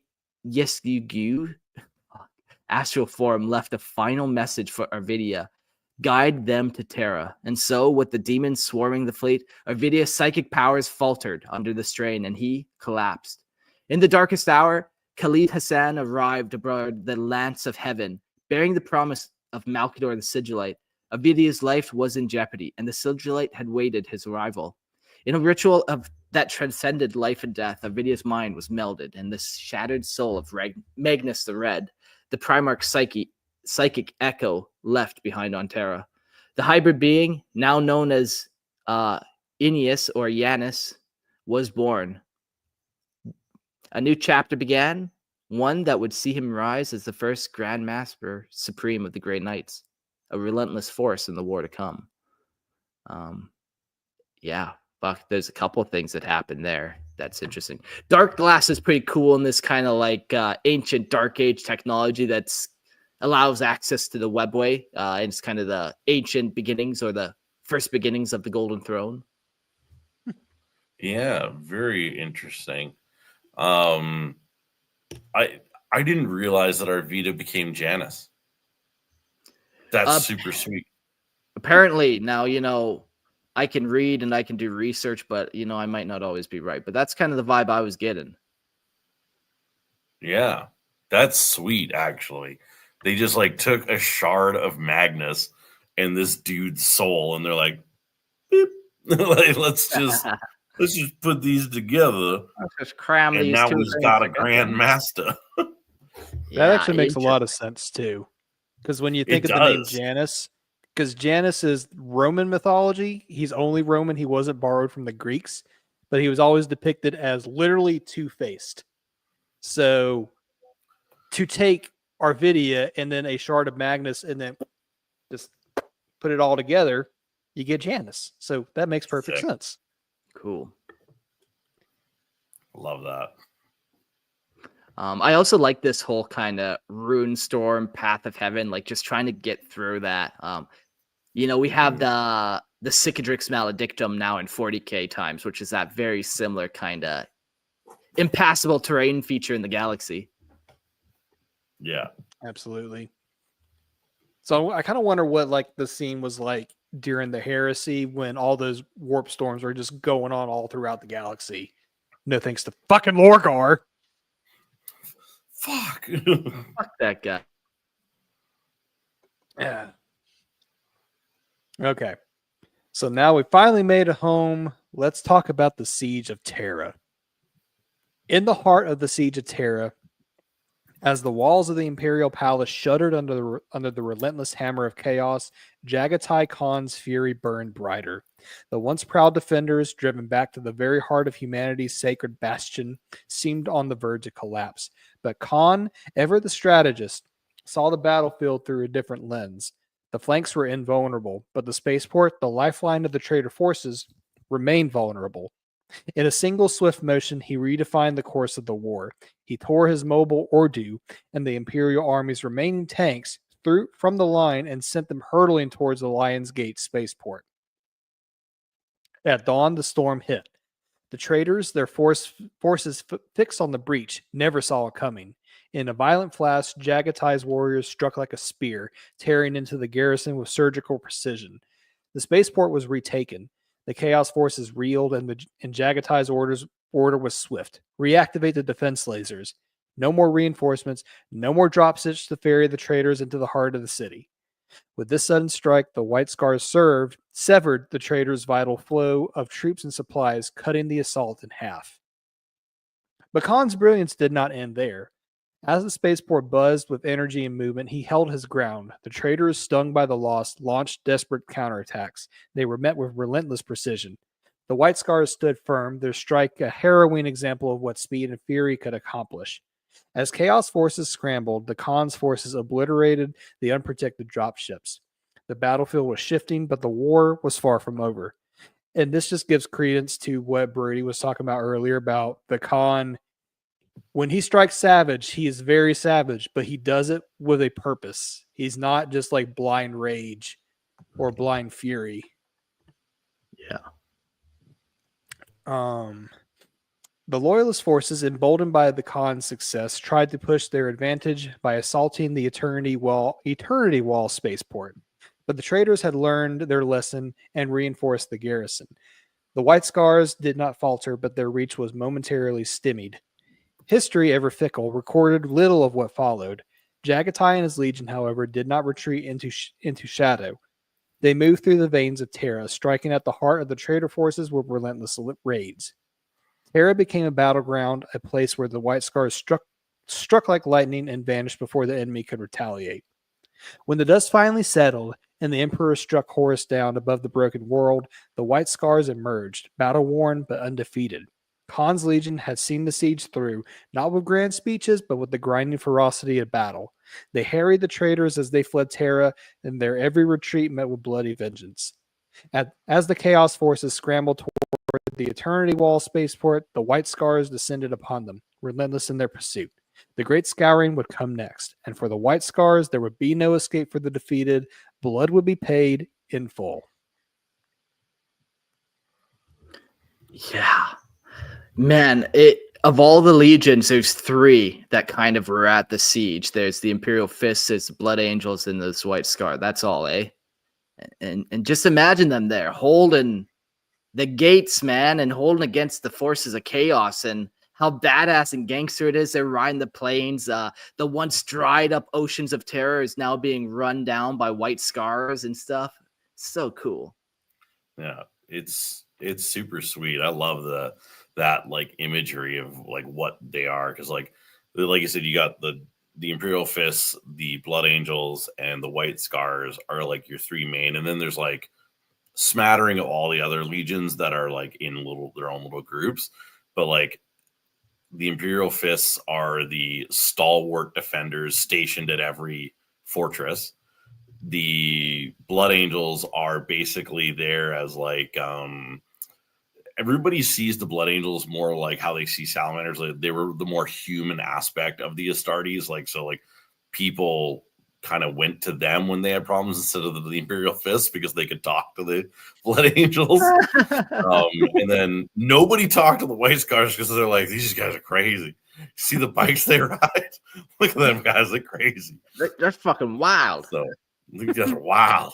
So but like the one thing that I really liked about the Siege of Terra and how it perfectly, this exchange between Dorn, Sanguinius, and the Khan all together really shows you what the Khan is all about. I'll just read it really quick.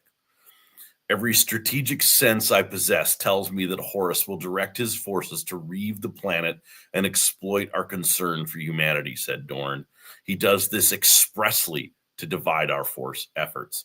When we are split and our warriors spread, that is when the War Master will fall on us and seize victory. We must stand united. Then you do not disagree with me, said the Khan. The population is at risk. I anticipated slaughter long ago, said Dorn, and I regret that this chain of events comes to pass, but we cannot respond to whatever provocation Horus presents to us. We cannot let ourselves be lured out. We cannot follow his plan. We will make ourselves weak. Then all is lost. Since when was saving mankind from the darkness a sign of weakness, said the Khan. Sanguinius, my brother and comrade, what do you see? Lend me your foresight. Sanguinius shut his eyes. Like that, he appeared drawn and tired, a funerary monument to himself. Dorn suppressed a shudder. My sight is not so clear as father's, said Sanguinius. The future is ever in flux. Only some events. He paused, finding the words hard to say. Only some events are certain. Do you see me? What will be the consequences of inaction? I see fire and blood and a world laid waste if you do not act. If I act, said the Khan. Sanguinius opened his eyes to look at him.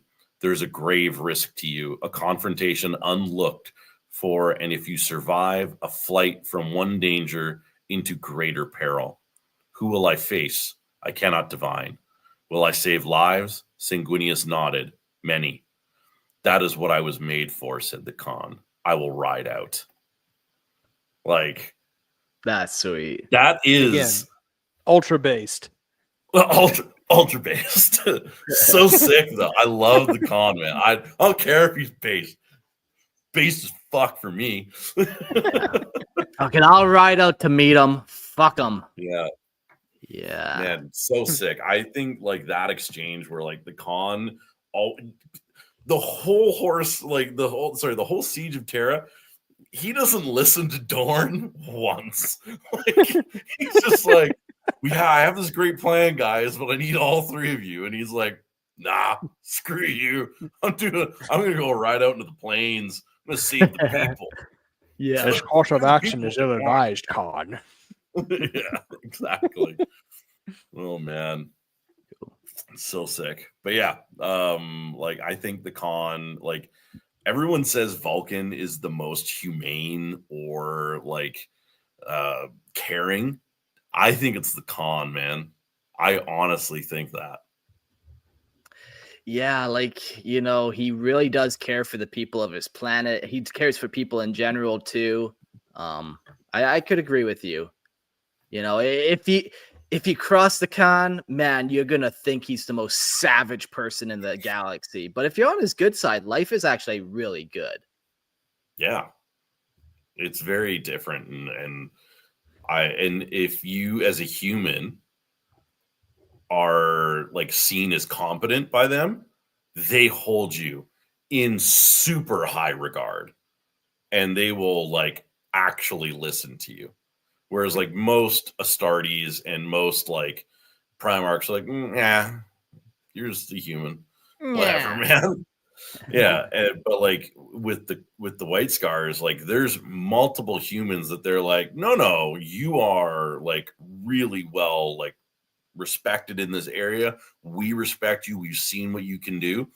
We're gonna and these guys would just listen. Like if there was like this one lady general who basically was like their supply chain person, and she was like they were just like always listening to her. Whenever she said anything, they were like, yep, no problems. We're gonna do that. Like we'll just make it happen. And everybody's like, how do they listen to you? And she's like, I understand them. They understand me. This is how we work. Love it. Sean Connery.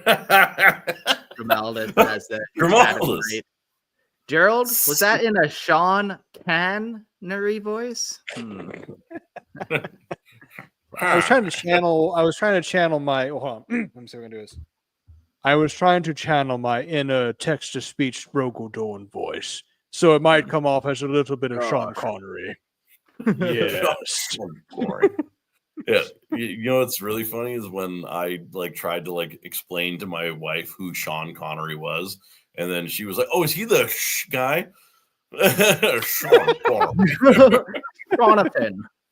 Yeah, Connery. Love it.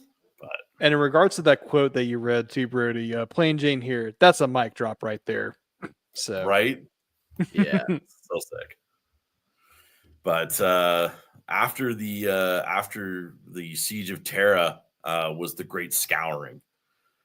During the Great Scouring, Jaghatai Khan and the White Scars became relentless hunters of their traitorous brethren, striking with the same speed and fury that once shattered the enemies of the Emperor.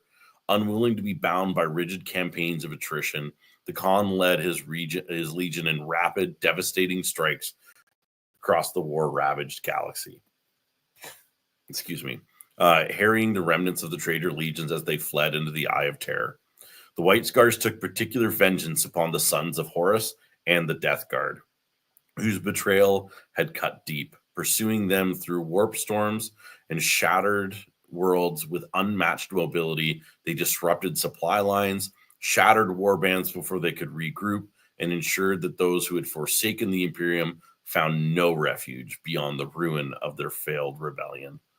Yet even as they carved their legend in the fires of vengeance, the Khan remained elusive, vanishing into the void when the Great Crusade of Retribution neared its end, his final fate shrouded in mystery.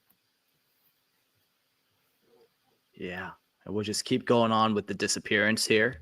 7 years after the end of the heresy, the Imperium, now tethered to the reboot Gilliman's rule, sought rebirth under the banner of the Codex Astartes.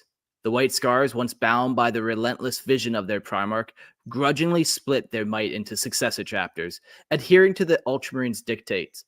But the Khan's eyes remained fixed on a darker mission, one that had consumed his legion and him, body and soul.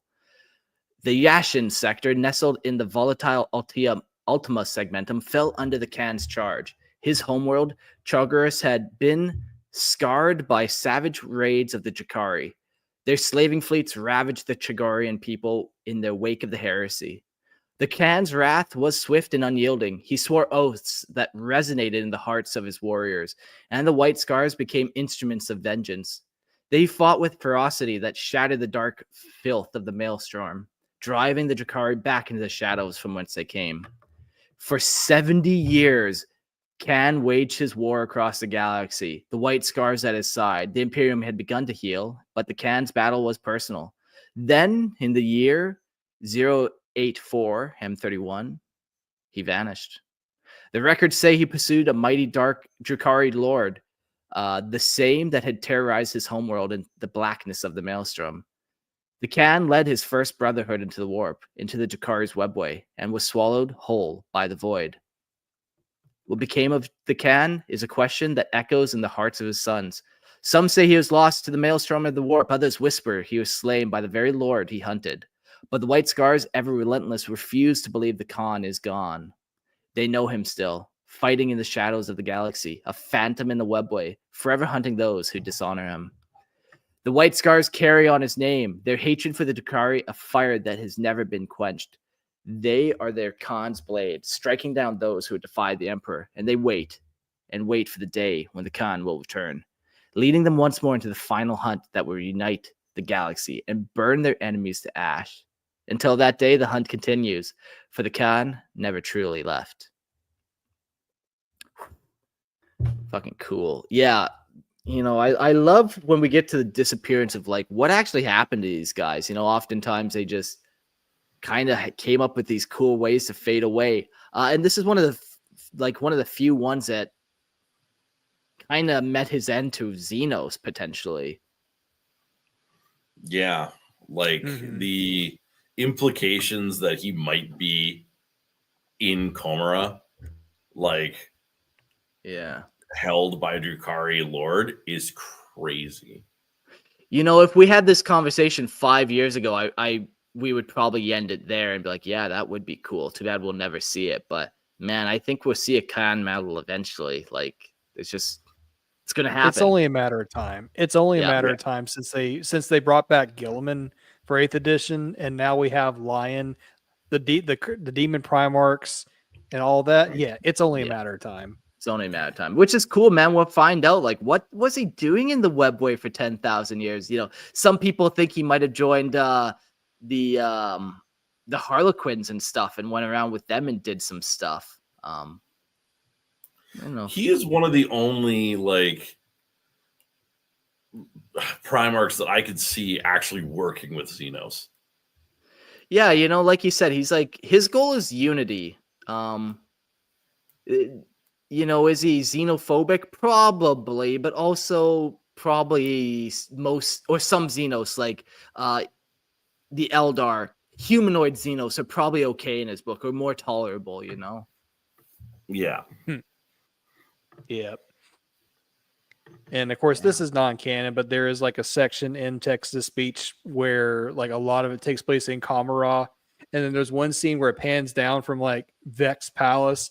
And then you actually see Khan just kind of show up on a motorbike with a couple of White Scars that followed him. He's just like, oh, this is weird. And then he just drives off. And that's all you see of him.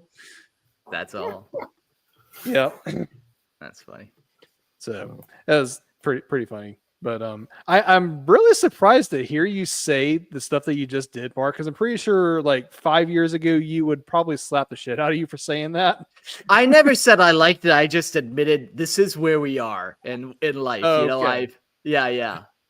Okay. I never said I wanted it. No, okay, I just accepted it. Yeah. It's so funny. Oh, man. When you're in it, you know. That's just how it goes.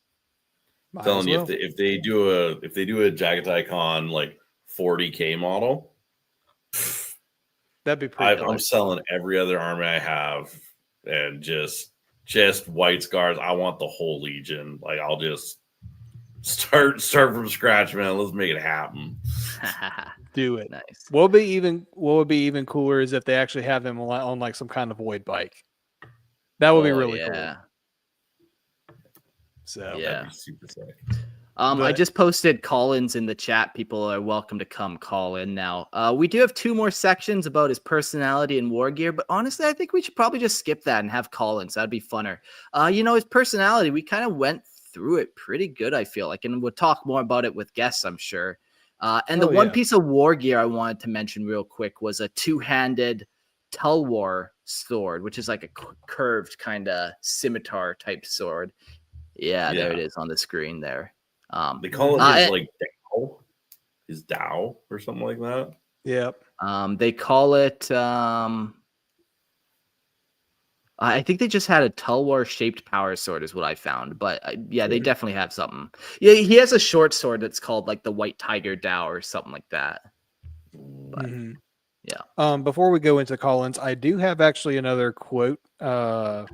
Again, this is another burn against Fulgrim, but it just again kind of showcases like the Khan's personality, which we've talked in length about before. But this is still a fun quote. So, if you'll permit me, of course. Take it away. Okay. Mom. Okay, so for context in this quote, this is in the same book from the same section, but this is Fulgrim offering to fight the Khan on his home front in Jagoras. And so this is the Khan's reply. "You would lose," said the Khan. Fulgrim grinned, but there was something fragile in it. "Oh, you would lose because you would treat it like a game, like you treat everything, and I would not. You would lose because you know nothing of me, and I know everything of you, because you shout it from the turrets of your battle cruisers. My prowess remains unknown. You have some reputation as a swordsman, brother, but I make no boast when I tell you I would leave you choking on it." Fulgrim's cheeks flushed. For a moment, he looked like he would go for his blade. As ever, Sanguinius's calm smile soothed the moment. Yeah, that's a great quote. Yeah, it just shows that like mysteriousness and also like that edge that he has, man. Like if he's gonna clap back at you if you say something against him. Right. Cool. Well, let's jump to the call-ins. The Heresy Hangout. Give me a little nod if you're ready. Looks like you're good to go. All right. Hey, welcome to the show. No audio yet. You're on mute. But you're muted. Don't worry. We'll wait. We'll sort her out. Seth is in the chat getting ready himself. He's setting up his laptop. He's trying to contain his squeals. I love Grimaldus's comment. What cheeks of Fulgrim were flushed? There we go. You hear me now? Yeah, we can. Hey, well, there we go. Yeah, man. I'm not too familiar with the White Scars, so this is really good. I mean, I've been listening to the all your Primarch episodes, and I kind of know the first 3 already, but this was a learning lesson. We'll say this was cool. I had no idea they had traitors, anything like that. Really cool to hear about that. Yeah, there's one line that I found where Khan was getting really mad about the state of traitors in his rank. I almost got it pulled up. "We remain true. You can never have this. Not if they burn all we built and scorn us through the dancing flames. You hear me? We remain true." But just like... But not all of you guys did. You're coming up a little strong there, Khan. I mean, because the only little tiny bit I thought I knew about him was like, pure true to the end. I had no idea they had traitors. That's really cool. That's a interesting fact. And then also, I think last night's episode, and you talked about it a little here, he is like the most level-headed of them all. He like measures it out. Even when the Emperor came, he wasn't just like bowing before the Emperor and giving fealty. He did give fealty, but he like thought about it like, well, this is probably the best choice for everybody. Yeah, this seems to be the only option that everyone walks away from. So yeah. Right. But yeah, I just love that imagery though. That same choice that he gave to so many warlords, he's just now pondering himself. He's like, yeah, it's on quite the table turn. predicament. Yeah. The galaxy has a funny sense of humor like that. Yeah, super cool. Like to hear all the back and forth and the one lines he has for all his brothers that he doesn't get along with, and it's cool to see that he got along a lot with Magnus because that's like one of my favorites, and it was cool because they're like kind of both outsiders, like like obviously they're all brothers and all and stuff, but like they didn't really have a whole lot in common with the rest of them, so like it was kind of cool to see that they kind of linked up and had that similarity of being like outcasts within their little brotherhood.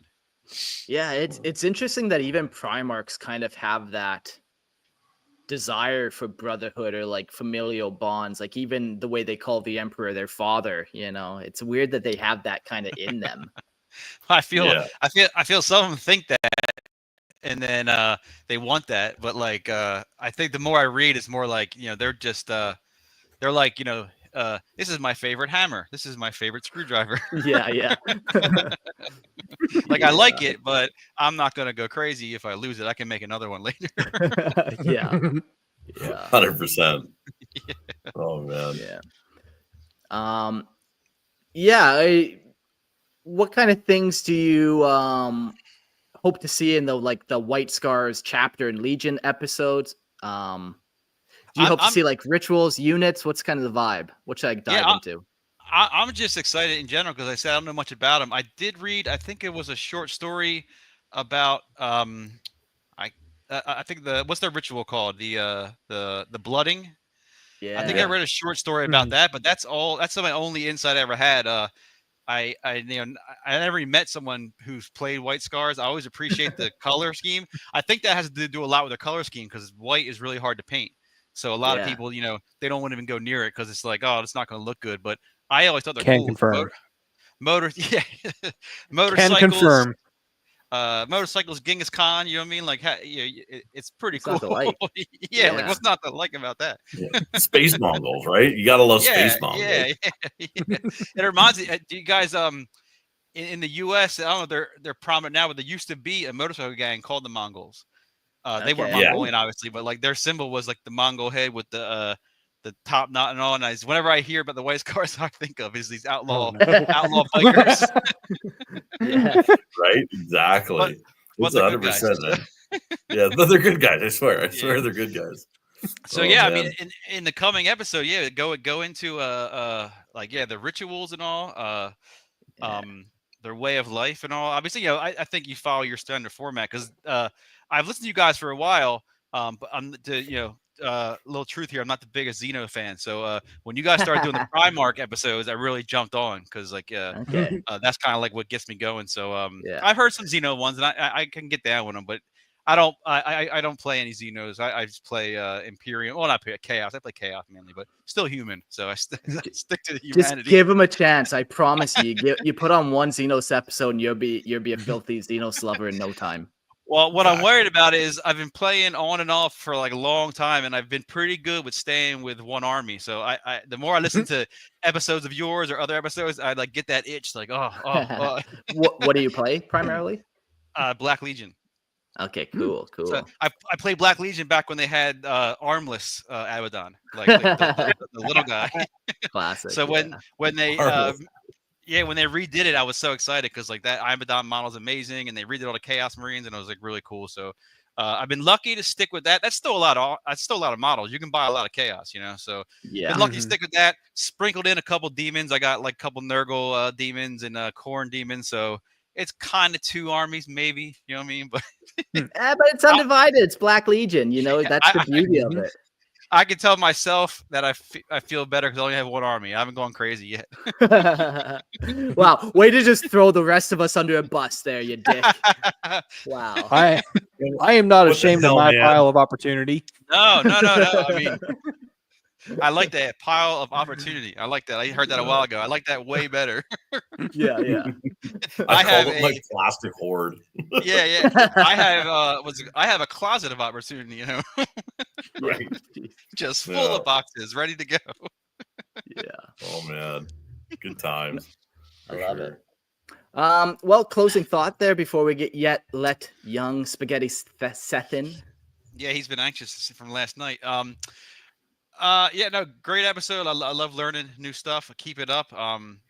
It's it's really got me reinvigorated listening to you guys, because I'm more of a podcast while I paint thing, so I'm not like too big on YouTube. So I jumped into here because I got the invite.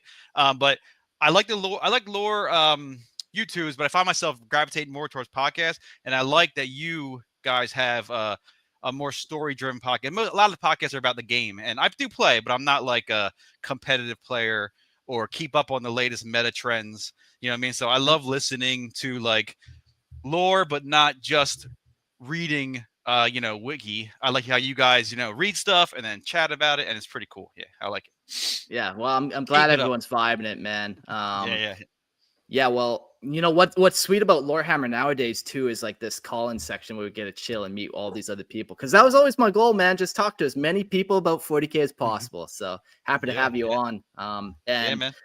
Yeah. Did you have a podcast too? You said. Yeah, I do. Yeah, I mean, conversation? if you don't mind, like a shameless plug. Yeah, so it's called the Heresy Hangout, and it's mine and a coworker of mine.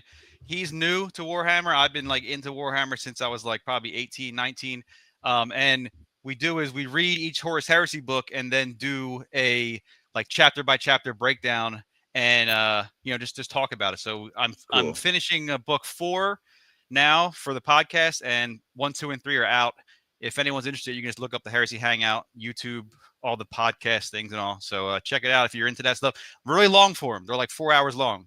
No, that's perfect, man. Like, yeah, when writing notes myself to try to cram all this in an episode, I'm like staring down the page of 80 notes, and I'm like, why? That's not enough, man. But no, that's sweet to see that you guys are really diving, because there's so much stuff that like we talk about. Like, how did that really kind of play out? But yeah, very cool, man. Yeah, so if you want, check it out. It's pretty cool, pretty in depth. So we have fun. I mean, the main thing is have fun. So we have fun, and just we like doing it. So more people listen to be cool, because we can keep it going and all. So yeah, thanks for having me on. I'll be listening. I'll keep on listening. Perfect, man. Well, yeah, go check out the Heresy Hangout, and the next call in here we got Seth Khan. Hey, yo, welcome. Oh, hello. I'm back. Finally. You made it. All right, tell me how to say these names. How do I say these Asian names? First off, Mark, you run an amazing podcast. It's an awesome operation, but I can't get over the fact that you've been pronouncing Khan as Can. I can do it however I want. It breaks my heart. It don't matter. And I know many people have been wondering, because one of the big characters of the Horus Heresy is a guy whose name is Quinxa. And many people have been wondering how to pronounce that. I don't know how to pronounce that. I do not speak Chinese. I'm learning how to speak Korean. Completely different language. But I did do some research. It completely different language. Chin-ja. So it's not actually... right. Yeah, no, Gerald got it. It's Chin-ja, because Chinese I just really feel weird. Like I'm going to get in trouble if I say it like that. No. I mean, you get in more trouble by mispronouncing it, I guess, but... Well, I mispronounce it confidently. Come on, Seth. Mispronounce it confidently. Yeah. You can't get in trouble if you're just dumb. That's what I find. Like, that's... There you go. Don't tell the haters, but you actually pronounce the J as a Y. Go around telling people it's Jaghatai Khan. Jaghatai Khan. That's messed up. Now I don't believe you. Or do you? So I do have an interest. I do have a theory, because one of the points raised the other day was, why is he Asian? Which is a weird question, but I'm Asian, half Korean, quarter Chinese, Thai, Vietnamese, Cambodian, blah, blah, blah. I can... Oh, did I talk? I feel like somebody's going to find me by my genetic ratio. I have a theory. I am... Okay, I get it. There's a ton of people who like Warhammer. I guarantee you, one of them is a genetic scientist. I am a 15-year-old in biology honors. But there's one difference between that person and me. It's that I paid for the Patreon and they didn't. So you're the science expert. $5. And that's all it takes. YouTube can call in. I bet there's so many cool people out there with so many great stories, but they didn't pay, and ergo, I am on here, not you. Pay for the Patreon. Get on here. Shameless plug-in. Is Merlin Miniature Yeah. still sponsoring? Technically, sure, they always are, man. Like that's the beauty with the promo code. You can always pop in that promo code Lorehammer with Merlin Use Miniatures. promo code Lorehammer. Join the Patreon. Join the Discord, please. As I was saying, so the God Emperor of Mankind, blessed as he may be on his holy throne of Terra, he is multiple super powerful Psyker Shamans in one skin trench coat. This is that of a Turkish man, that general area, correct? But the tan skin, long black hair, glowing golden eyes.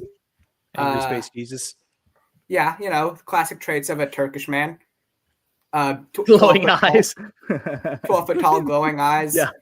All the Undeniable classic marks. divinity. And so I have a theory.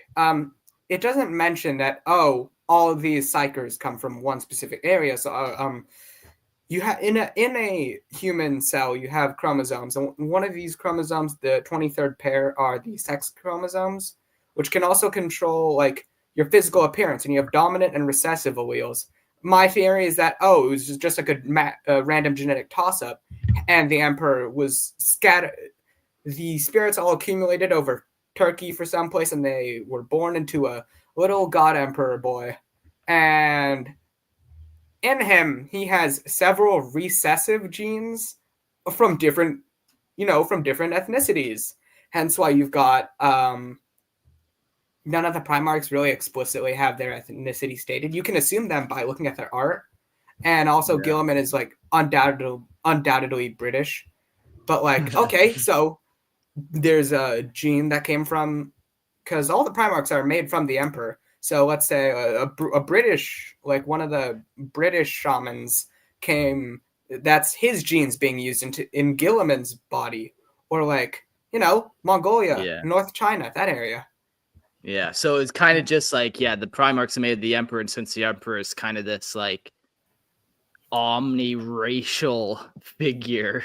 Right. He's got so many other races hidden. That sounds weird, but he's got multiple recessive alleles for different looks, different races. We all got a little race inside of all of us. It's nice. Exactly. I will counter your theory, Seth, with a different theory. So if you look at history, Genghis Khan had a sacred mountaintop that he used to go to called Burkhan Khaldun. And this area today is actually been guarded for about the last 800 years and has been a forbidden zone in Mongolia ever since Genghis Khan died. I think because this is like in Mongolia, kind of within that Eurasian steppe area, I think when the emperor and everybody set up their genetic laboratories, they searched out for all the greatest leaders within all these great tribes or histories and found the tomb of Genghis Khan, took his genetics, and then put it into the, quote unquote space Mongol leader, Jaghatai. Over somewhere between when the emperor was born, which is like Neolithic age or like caveman times, and like post Dark Age Unification Wars, which is like, what is it, like somewhere around the year 20,000? First off, I like the theory that he took like history's greatest warriors and warlords and took their genes and stuffed them into pods and grew them, but that also raises some highly ethical questions of like, the Emperor's not really like an ethical person, though, Yeah, not really. He's not an ethical here's person. the thing, too, Seth. When we get to talking about Lehman Russ and the Space Wolves, there's a lot of speculation that in the gene laboratories when he created Primarchs, there was some splicing of actual wolf DNA when he created Russ. So, what do you do? Right. Purge in the chat says Arda is dark skin, makes more sense. He took her traits as opposed to a shaman theory.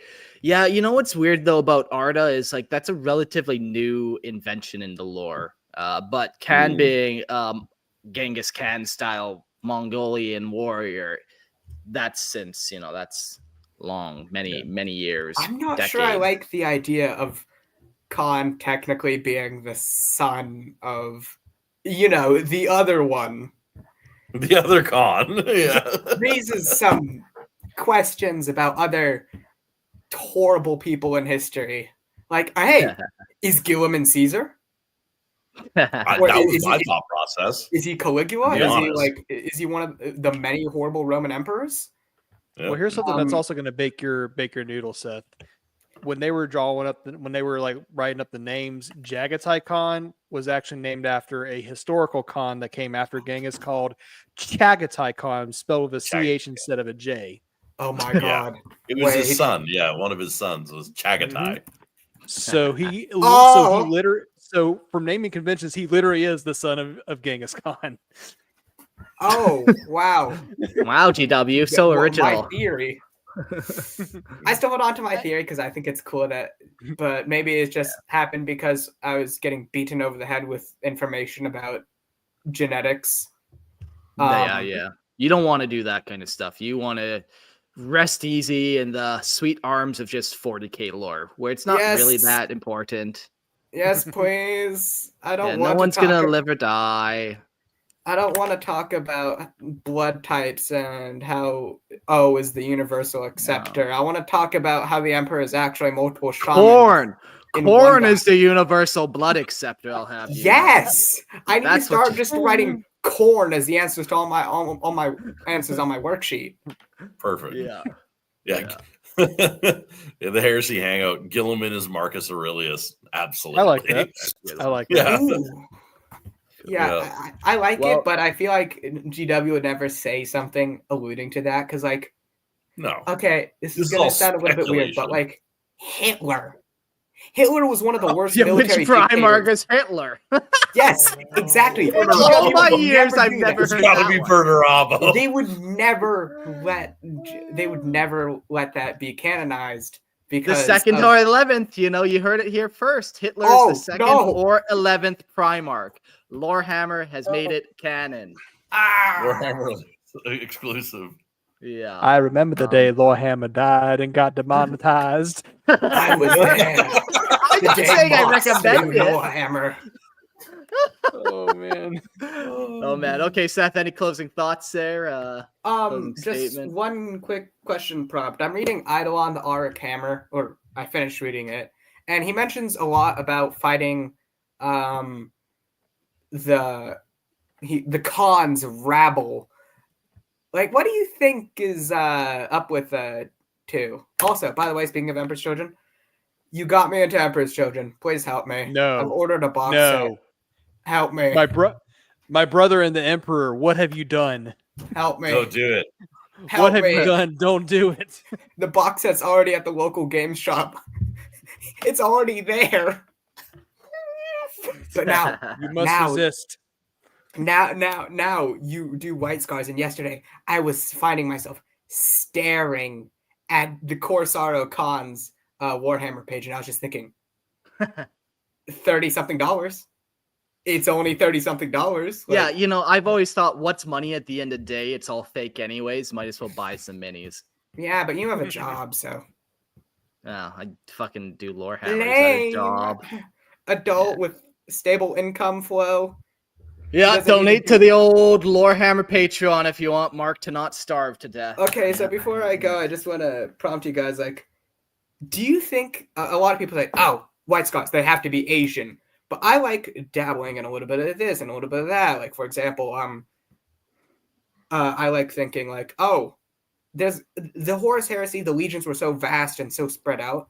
The sides of the Emperor, they were one of the Ultramarine companies, and they got into their own area and their own campaign. They had their own badge that they got to war over the Ultramarines insignia. So, do you think there are other legions that could have oh, maybe this legion has their own cons because they fought alongside the White Scars for the Hamana Hamana Crusade and the Bubba sector. Yeah. Campaign badges definitely exist, that for sure. And campaign badges are usually on, I believe it's the left knee, if you're looking at the dude. I think so. Yeah, I always but thought like like titles and stuff, like, yeah, maybe he allowed some other people to get titles and stuff, but I don't think so. Like the Khan was very like reclusive almost. Maybe not reclusive is the right word, but like he wasn't sharing stuff necessarily. He shared with his legion. And if you came from his planet, he treated you like his family. But beyond that, like he wasn't really accepted or you wouldn't find like an iron like some guy who fought alongside the White Scars and he's like, oh, I'm an Iron Warrior Khan. I really don't, man. What do you think, Brody? Well, they tried to make Arvita, 1,000 Sun, into a White Scar hybrid. Whoa. I need to look that up. That's cool. Because they made armor for him and everything, and they were ready to adopt him into the Legion. Okay, well that changes my thought on it. You're right, for sure. Mm-hmm. Yeah. So like I think it's definitely possible that you could have that. Like there was another guy, there was an Iron Hand that fought with a bunch of White Scar guys at one point in time, and he painted a pauldron of his white to basically signify that he was with them. Cool.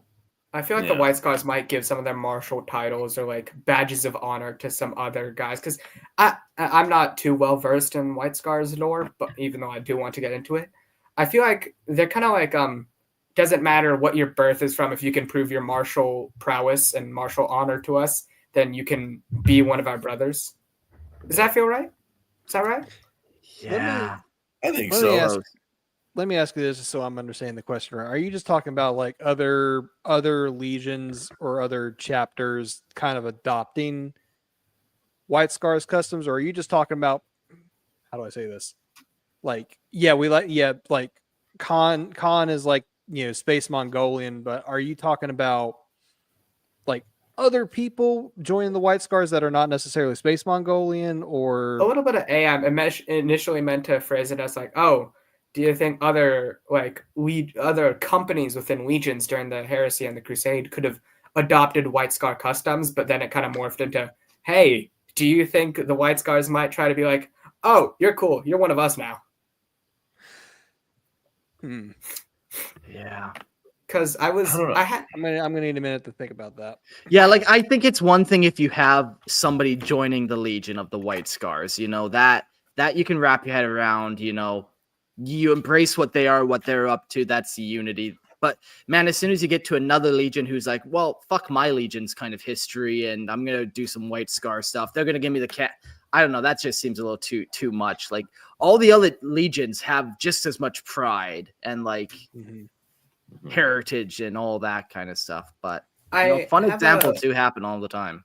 I have a little idea that I wrote up. It's like one of the White Scars companies during the Horus Heresy just kind of got lost in the warp for a while, and they show up periodically from time to time to kick ass and then get sucked back into the warp again. And they're always following this giant like Sanguinor type angel that they believe is like leading them to the Khan. And one of their guys is the enquiry to their Khan of their group, their fellowship, is the enquiry is like a son of Horus, and he wears like half white, half green armor to show that he's like, I proved myself. I'm with them now. They think I'm cool, so I'm with them. But I don't know if you guys think that's plausible. I think like rare instances like that, like that's like the exception. It's not necessarily the rule. So I think like certain instances like that can be fine. Because I mean, a lot of what we talk about here in Lorehammer is like the exception that makes it into the story.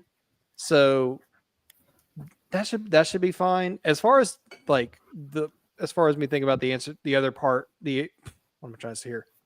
To answer the other part of your question, as kind of like what Mark was bringing up, like as long as you believe in the tenets of the Legion that you're joining, as long as you're the appropriate age and you pass the genetic screening that you have to go through to make sure you're compatible with the Primarch's gene seed, then that's fine. Like you don't necessarily have to be. Obviously, they take a preference from, in the White Scar's case, from Chagoris, but that doesn't preclude you from, if you're from Terra, that doesn't preclude you from joining. Sure. And as long I know as I you said have the that other last question. prerequisites. I know I said last question a while, but this is the last question for real. Do you think you can get like a gene seed transplant? Like, let's say, okay, we have the Thousand Sons and we have a Night Lord, and this Night Lord is super duper psychic. And so the Thousand Sons are kind of just waddle up to Sevatar and Kurz and his gang. That was for you, Jax. Just pick up this super psychic Night Lord and just bring him over, stuff him in some fancy armor, and can they like transplant his gene seed, or like will it not be possible? Will he always be like full son of Kur's gene seed? Yeah, What like do you gene think? seed's a very interesting thing, you know. It comes in so many different forms, from just like the little ability to spit acid, which yeah, sure, you could definitely replace that little fucking gene seed acid spitter part. But then there's also other ones like you know, like the Progeny? yeah, well, that one, yeah, you know, that's like the heart of it, you know, not the literal heart, but like the spiritual heart of the gene seed, the genetic code of it all. So yeah, if like you don't need that one though either. Like, so if you replace that one with another chapter's gene seed, it doesn't do anything for you. That's like replacing your sperm. It's like it doesn't. That's not its point. It's not giving you a benefit. It's supposed to create the next generation. You know, we do have chimeras and stuff like that where they have during their original creation process where they will take multiple gene seeds and shove it in one guy. Right, like But kind Hansen. of, yeah, but once you're kind of made, you're kind of made. And like, okay, yeah, you take out the second heart and replace that. Like, Yeah, you can't. I can't go in and change all my genetics. It's already there. Like I can't drastically differ it from yeah, what was passed down from my parents. yeah, like some things you can definitely maybe change slightly, but most of it's pretty much it's baked in at that point for sure. But we did some great Gene Seed episodes. Definitely go listen to them for a Right. lot more detailed kind of breakdown on all that, because think it's it such a was big like- kind of topic. I think it was the making of a Space Marine where you first made the "This is Christian's last episode" joke. Oh God, Man, that's how hard to believe it's like over 100 episodes old already. that fucking guy still hasn't been booted. What How is is he it? still here? How does he? I don't know how his contract is so ironclad with Lorehammer Legal, but we'll try to work that out. All right, well, I'm gonna skedaddle. Right. Audience, listeners, look, you should join the Patreon. I've been a huge fan. You guys got me into the hobby, and like almost a year ago at this point, I went to my mom, said, "Here's like $30 from people that I got this money legitimately from. Can I buy the Space Marine Inferno set?" Because I had been listening to Lorehammer episode after episode after episode. It was all I listened to. And I thought, the hobby, dang, this is so cool. I want to play this. So I bought that, and then I realized that it was unplayable on tabletop, and then I just kind of waited for a bit. But eventually, Rip. somebody at my local games shop gave me the Space Marine half of Leviathan, and then I painted it all with no primer because I didn't realize I needed that. But hey, I've got 1,000 points of Leagues of O10. I may or may not have accidentally ordered an Emperor's Children box set. I may or may not buy Horus Khan. Yeah, you Anything can do is whatever you possible. want with your money, as long as you subscribe to that Lorehammer Patreon first and foremost. After Gotta that, keep it's all just horsecock. You know, who Gotta- cares? Gotta keep the Lorehammer bucks flowing. Patreons for the Tide God. Exactly. But yeah, you should join. Thanks so I know much. there's genetic scientists out there. I know there's got to be at least one 40-year-old man in like Iowa or somewhere who thinks, "Dying, that Seth kid, he's pretty cool." I know I've got one fan out there because so far Somewhere. the only fan I've gotten is a guy who commented on one of your podcast episodes about Perturabo saying, "Hey, that Seth guy's pretty cool. I can't wait to see more of him." Conveniently, that person also happened to share my name, my face, and my Spotify account. Those are just details. So it's details. semantics, I'm sure it's nothing. whatever. Uh, Yeah. All right, adios. Seth. Patreon. Thanks for calling in. Heresy Hangout, Lorehammer promo code. See you later. Adios. All right, we'll do our end of the show notes real quick here. Seth, thanks for calling in. That's truly, you know, I didn't know I'd be working with autistic people so often, but truly when you get involved in the Warhammer community, that is what happens. But hey, end notes, the Heresy Hangout, you know, I had you on my show. Do I get to go on your show? Hmm. That's just the self-invite right there. I would love to come on, but go check them out. Also, you can come check out Lorehammer Listen to Lore podcast. It's a great time. I read off your homebrew lore. Yep. And then whenever you're done listening to the Grim Darkness of the Far Future, let's talk about the Grim Darkness of the fantasy setting in Warhammer Fantasy with the Grim Lore podcast. Me and my co-host, we talk about Warhammer Fantasy, Age of Sigmar, and then really whatever Grim and or Dark settings we kind of feel like talking about. Mostly Halo and Destiny as well, but we've also talked about Fallout. We did a crossover with Star Lords and other fun stuff. We also did a Fallout episode. So Nice. Good And stuff. if you want to follow Brody, I have a live feed in his bathroom. You can just DM me for the link and we can hook you up and you can watch the adventures of Brody. I'm telling you right now, it's wild in there. It's wild. Yeah, no, if you guys do want to follow me at all, I am dwarven.horde.minis. Horde is with an E, so DWARVEN, dwarven.HORDE.minis. So, and I'm on, that's Instagram, and I've got a TikTok that I don't go on, so don't follow me there. Nice. But yeah, it's basically a bunch of painted models. I'm actually starting to post a little bit more, like becoming more regular. My hours at my job have changed a little bit, so I actually have like very free mornings. So like I don't go to work until 10 now. So I'm basically just painting in the mornings and trying to get that set up. So yeah, if you guys want to follow me there, that'd be great. Thank you. Perfect. Yeah. All right, everyone. Well, that's another episode. The next episode we got is the White Scars 30K Legion era. And after that, we'll wrap it up with the White Scars 40K chapter era. But we'll see you all on the next episode. Adios.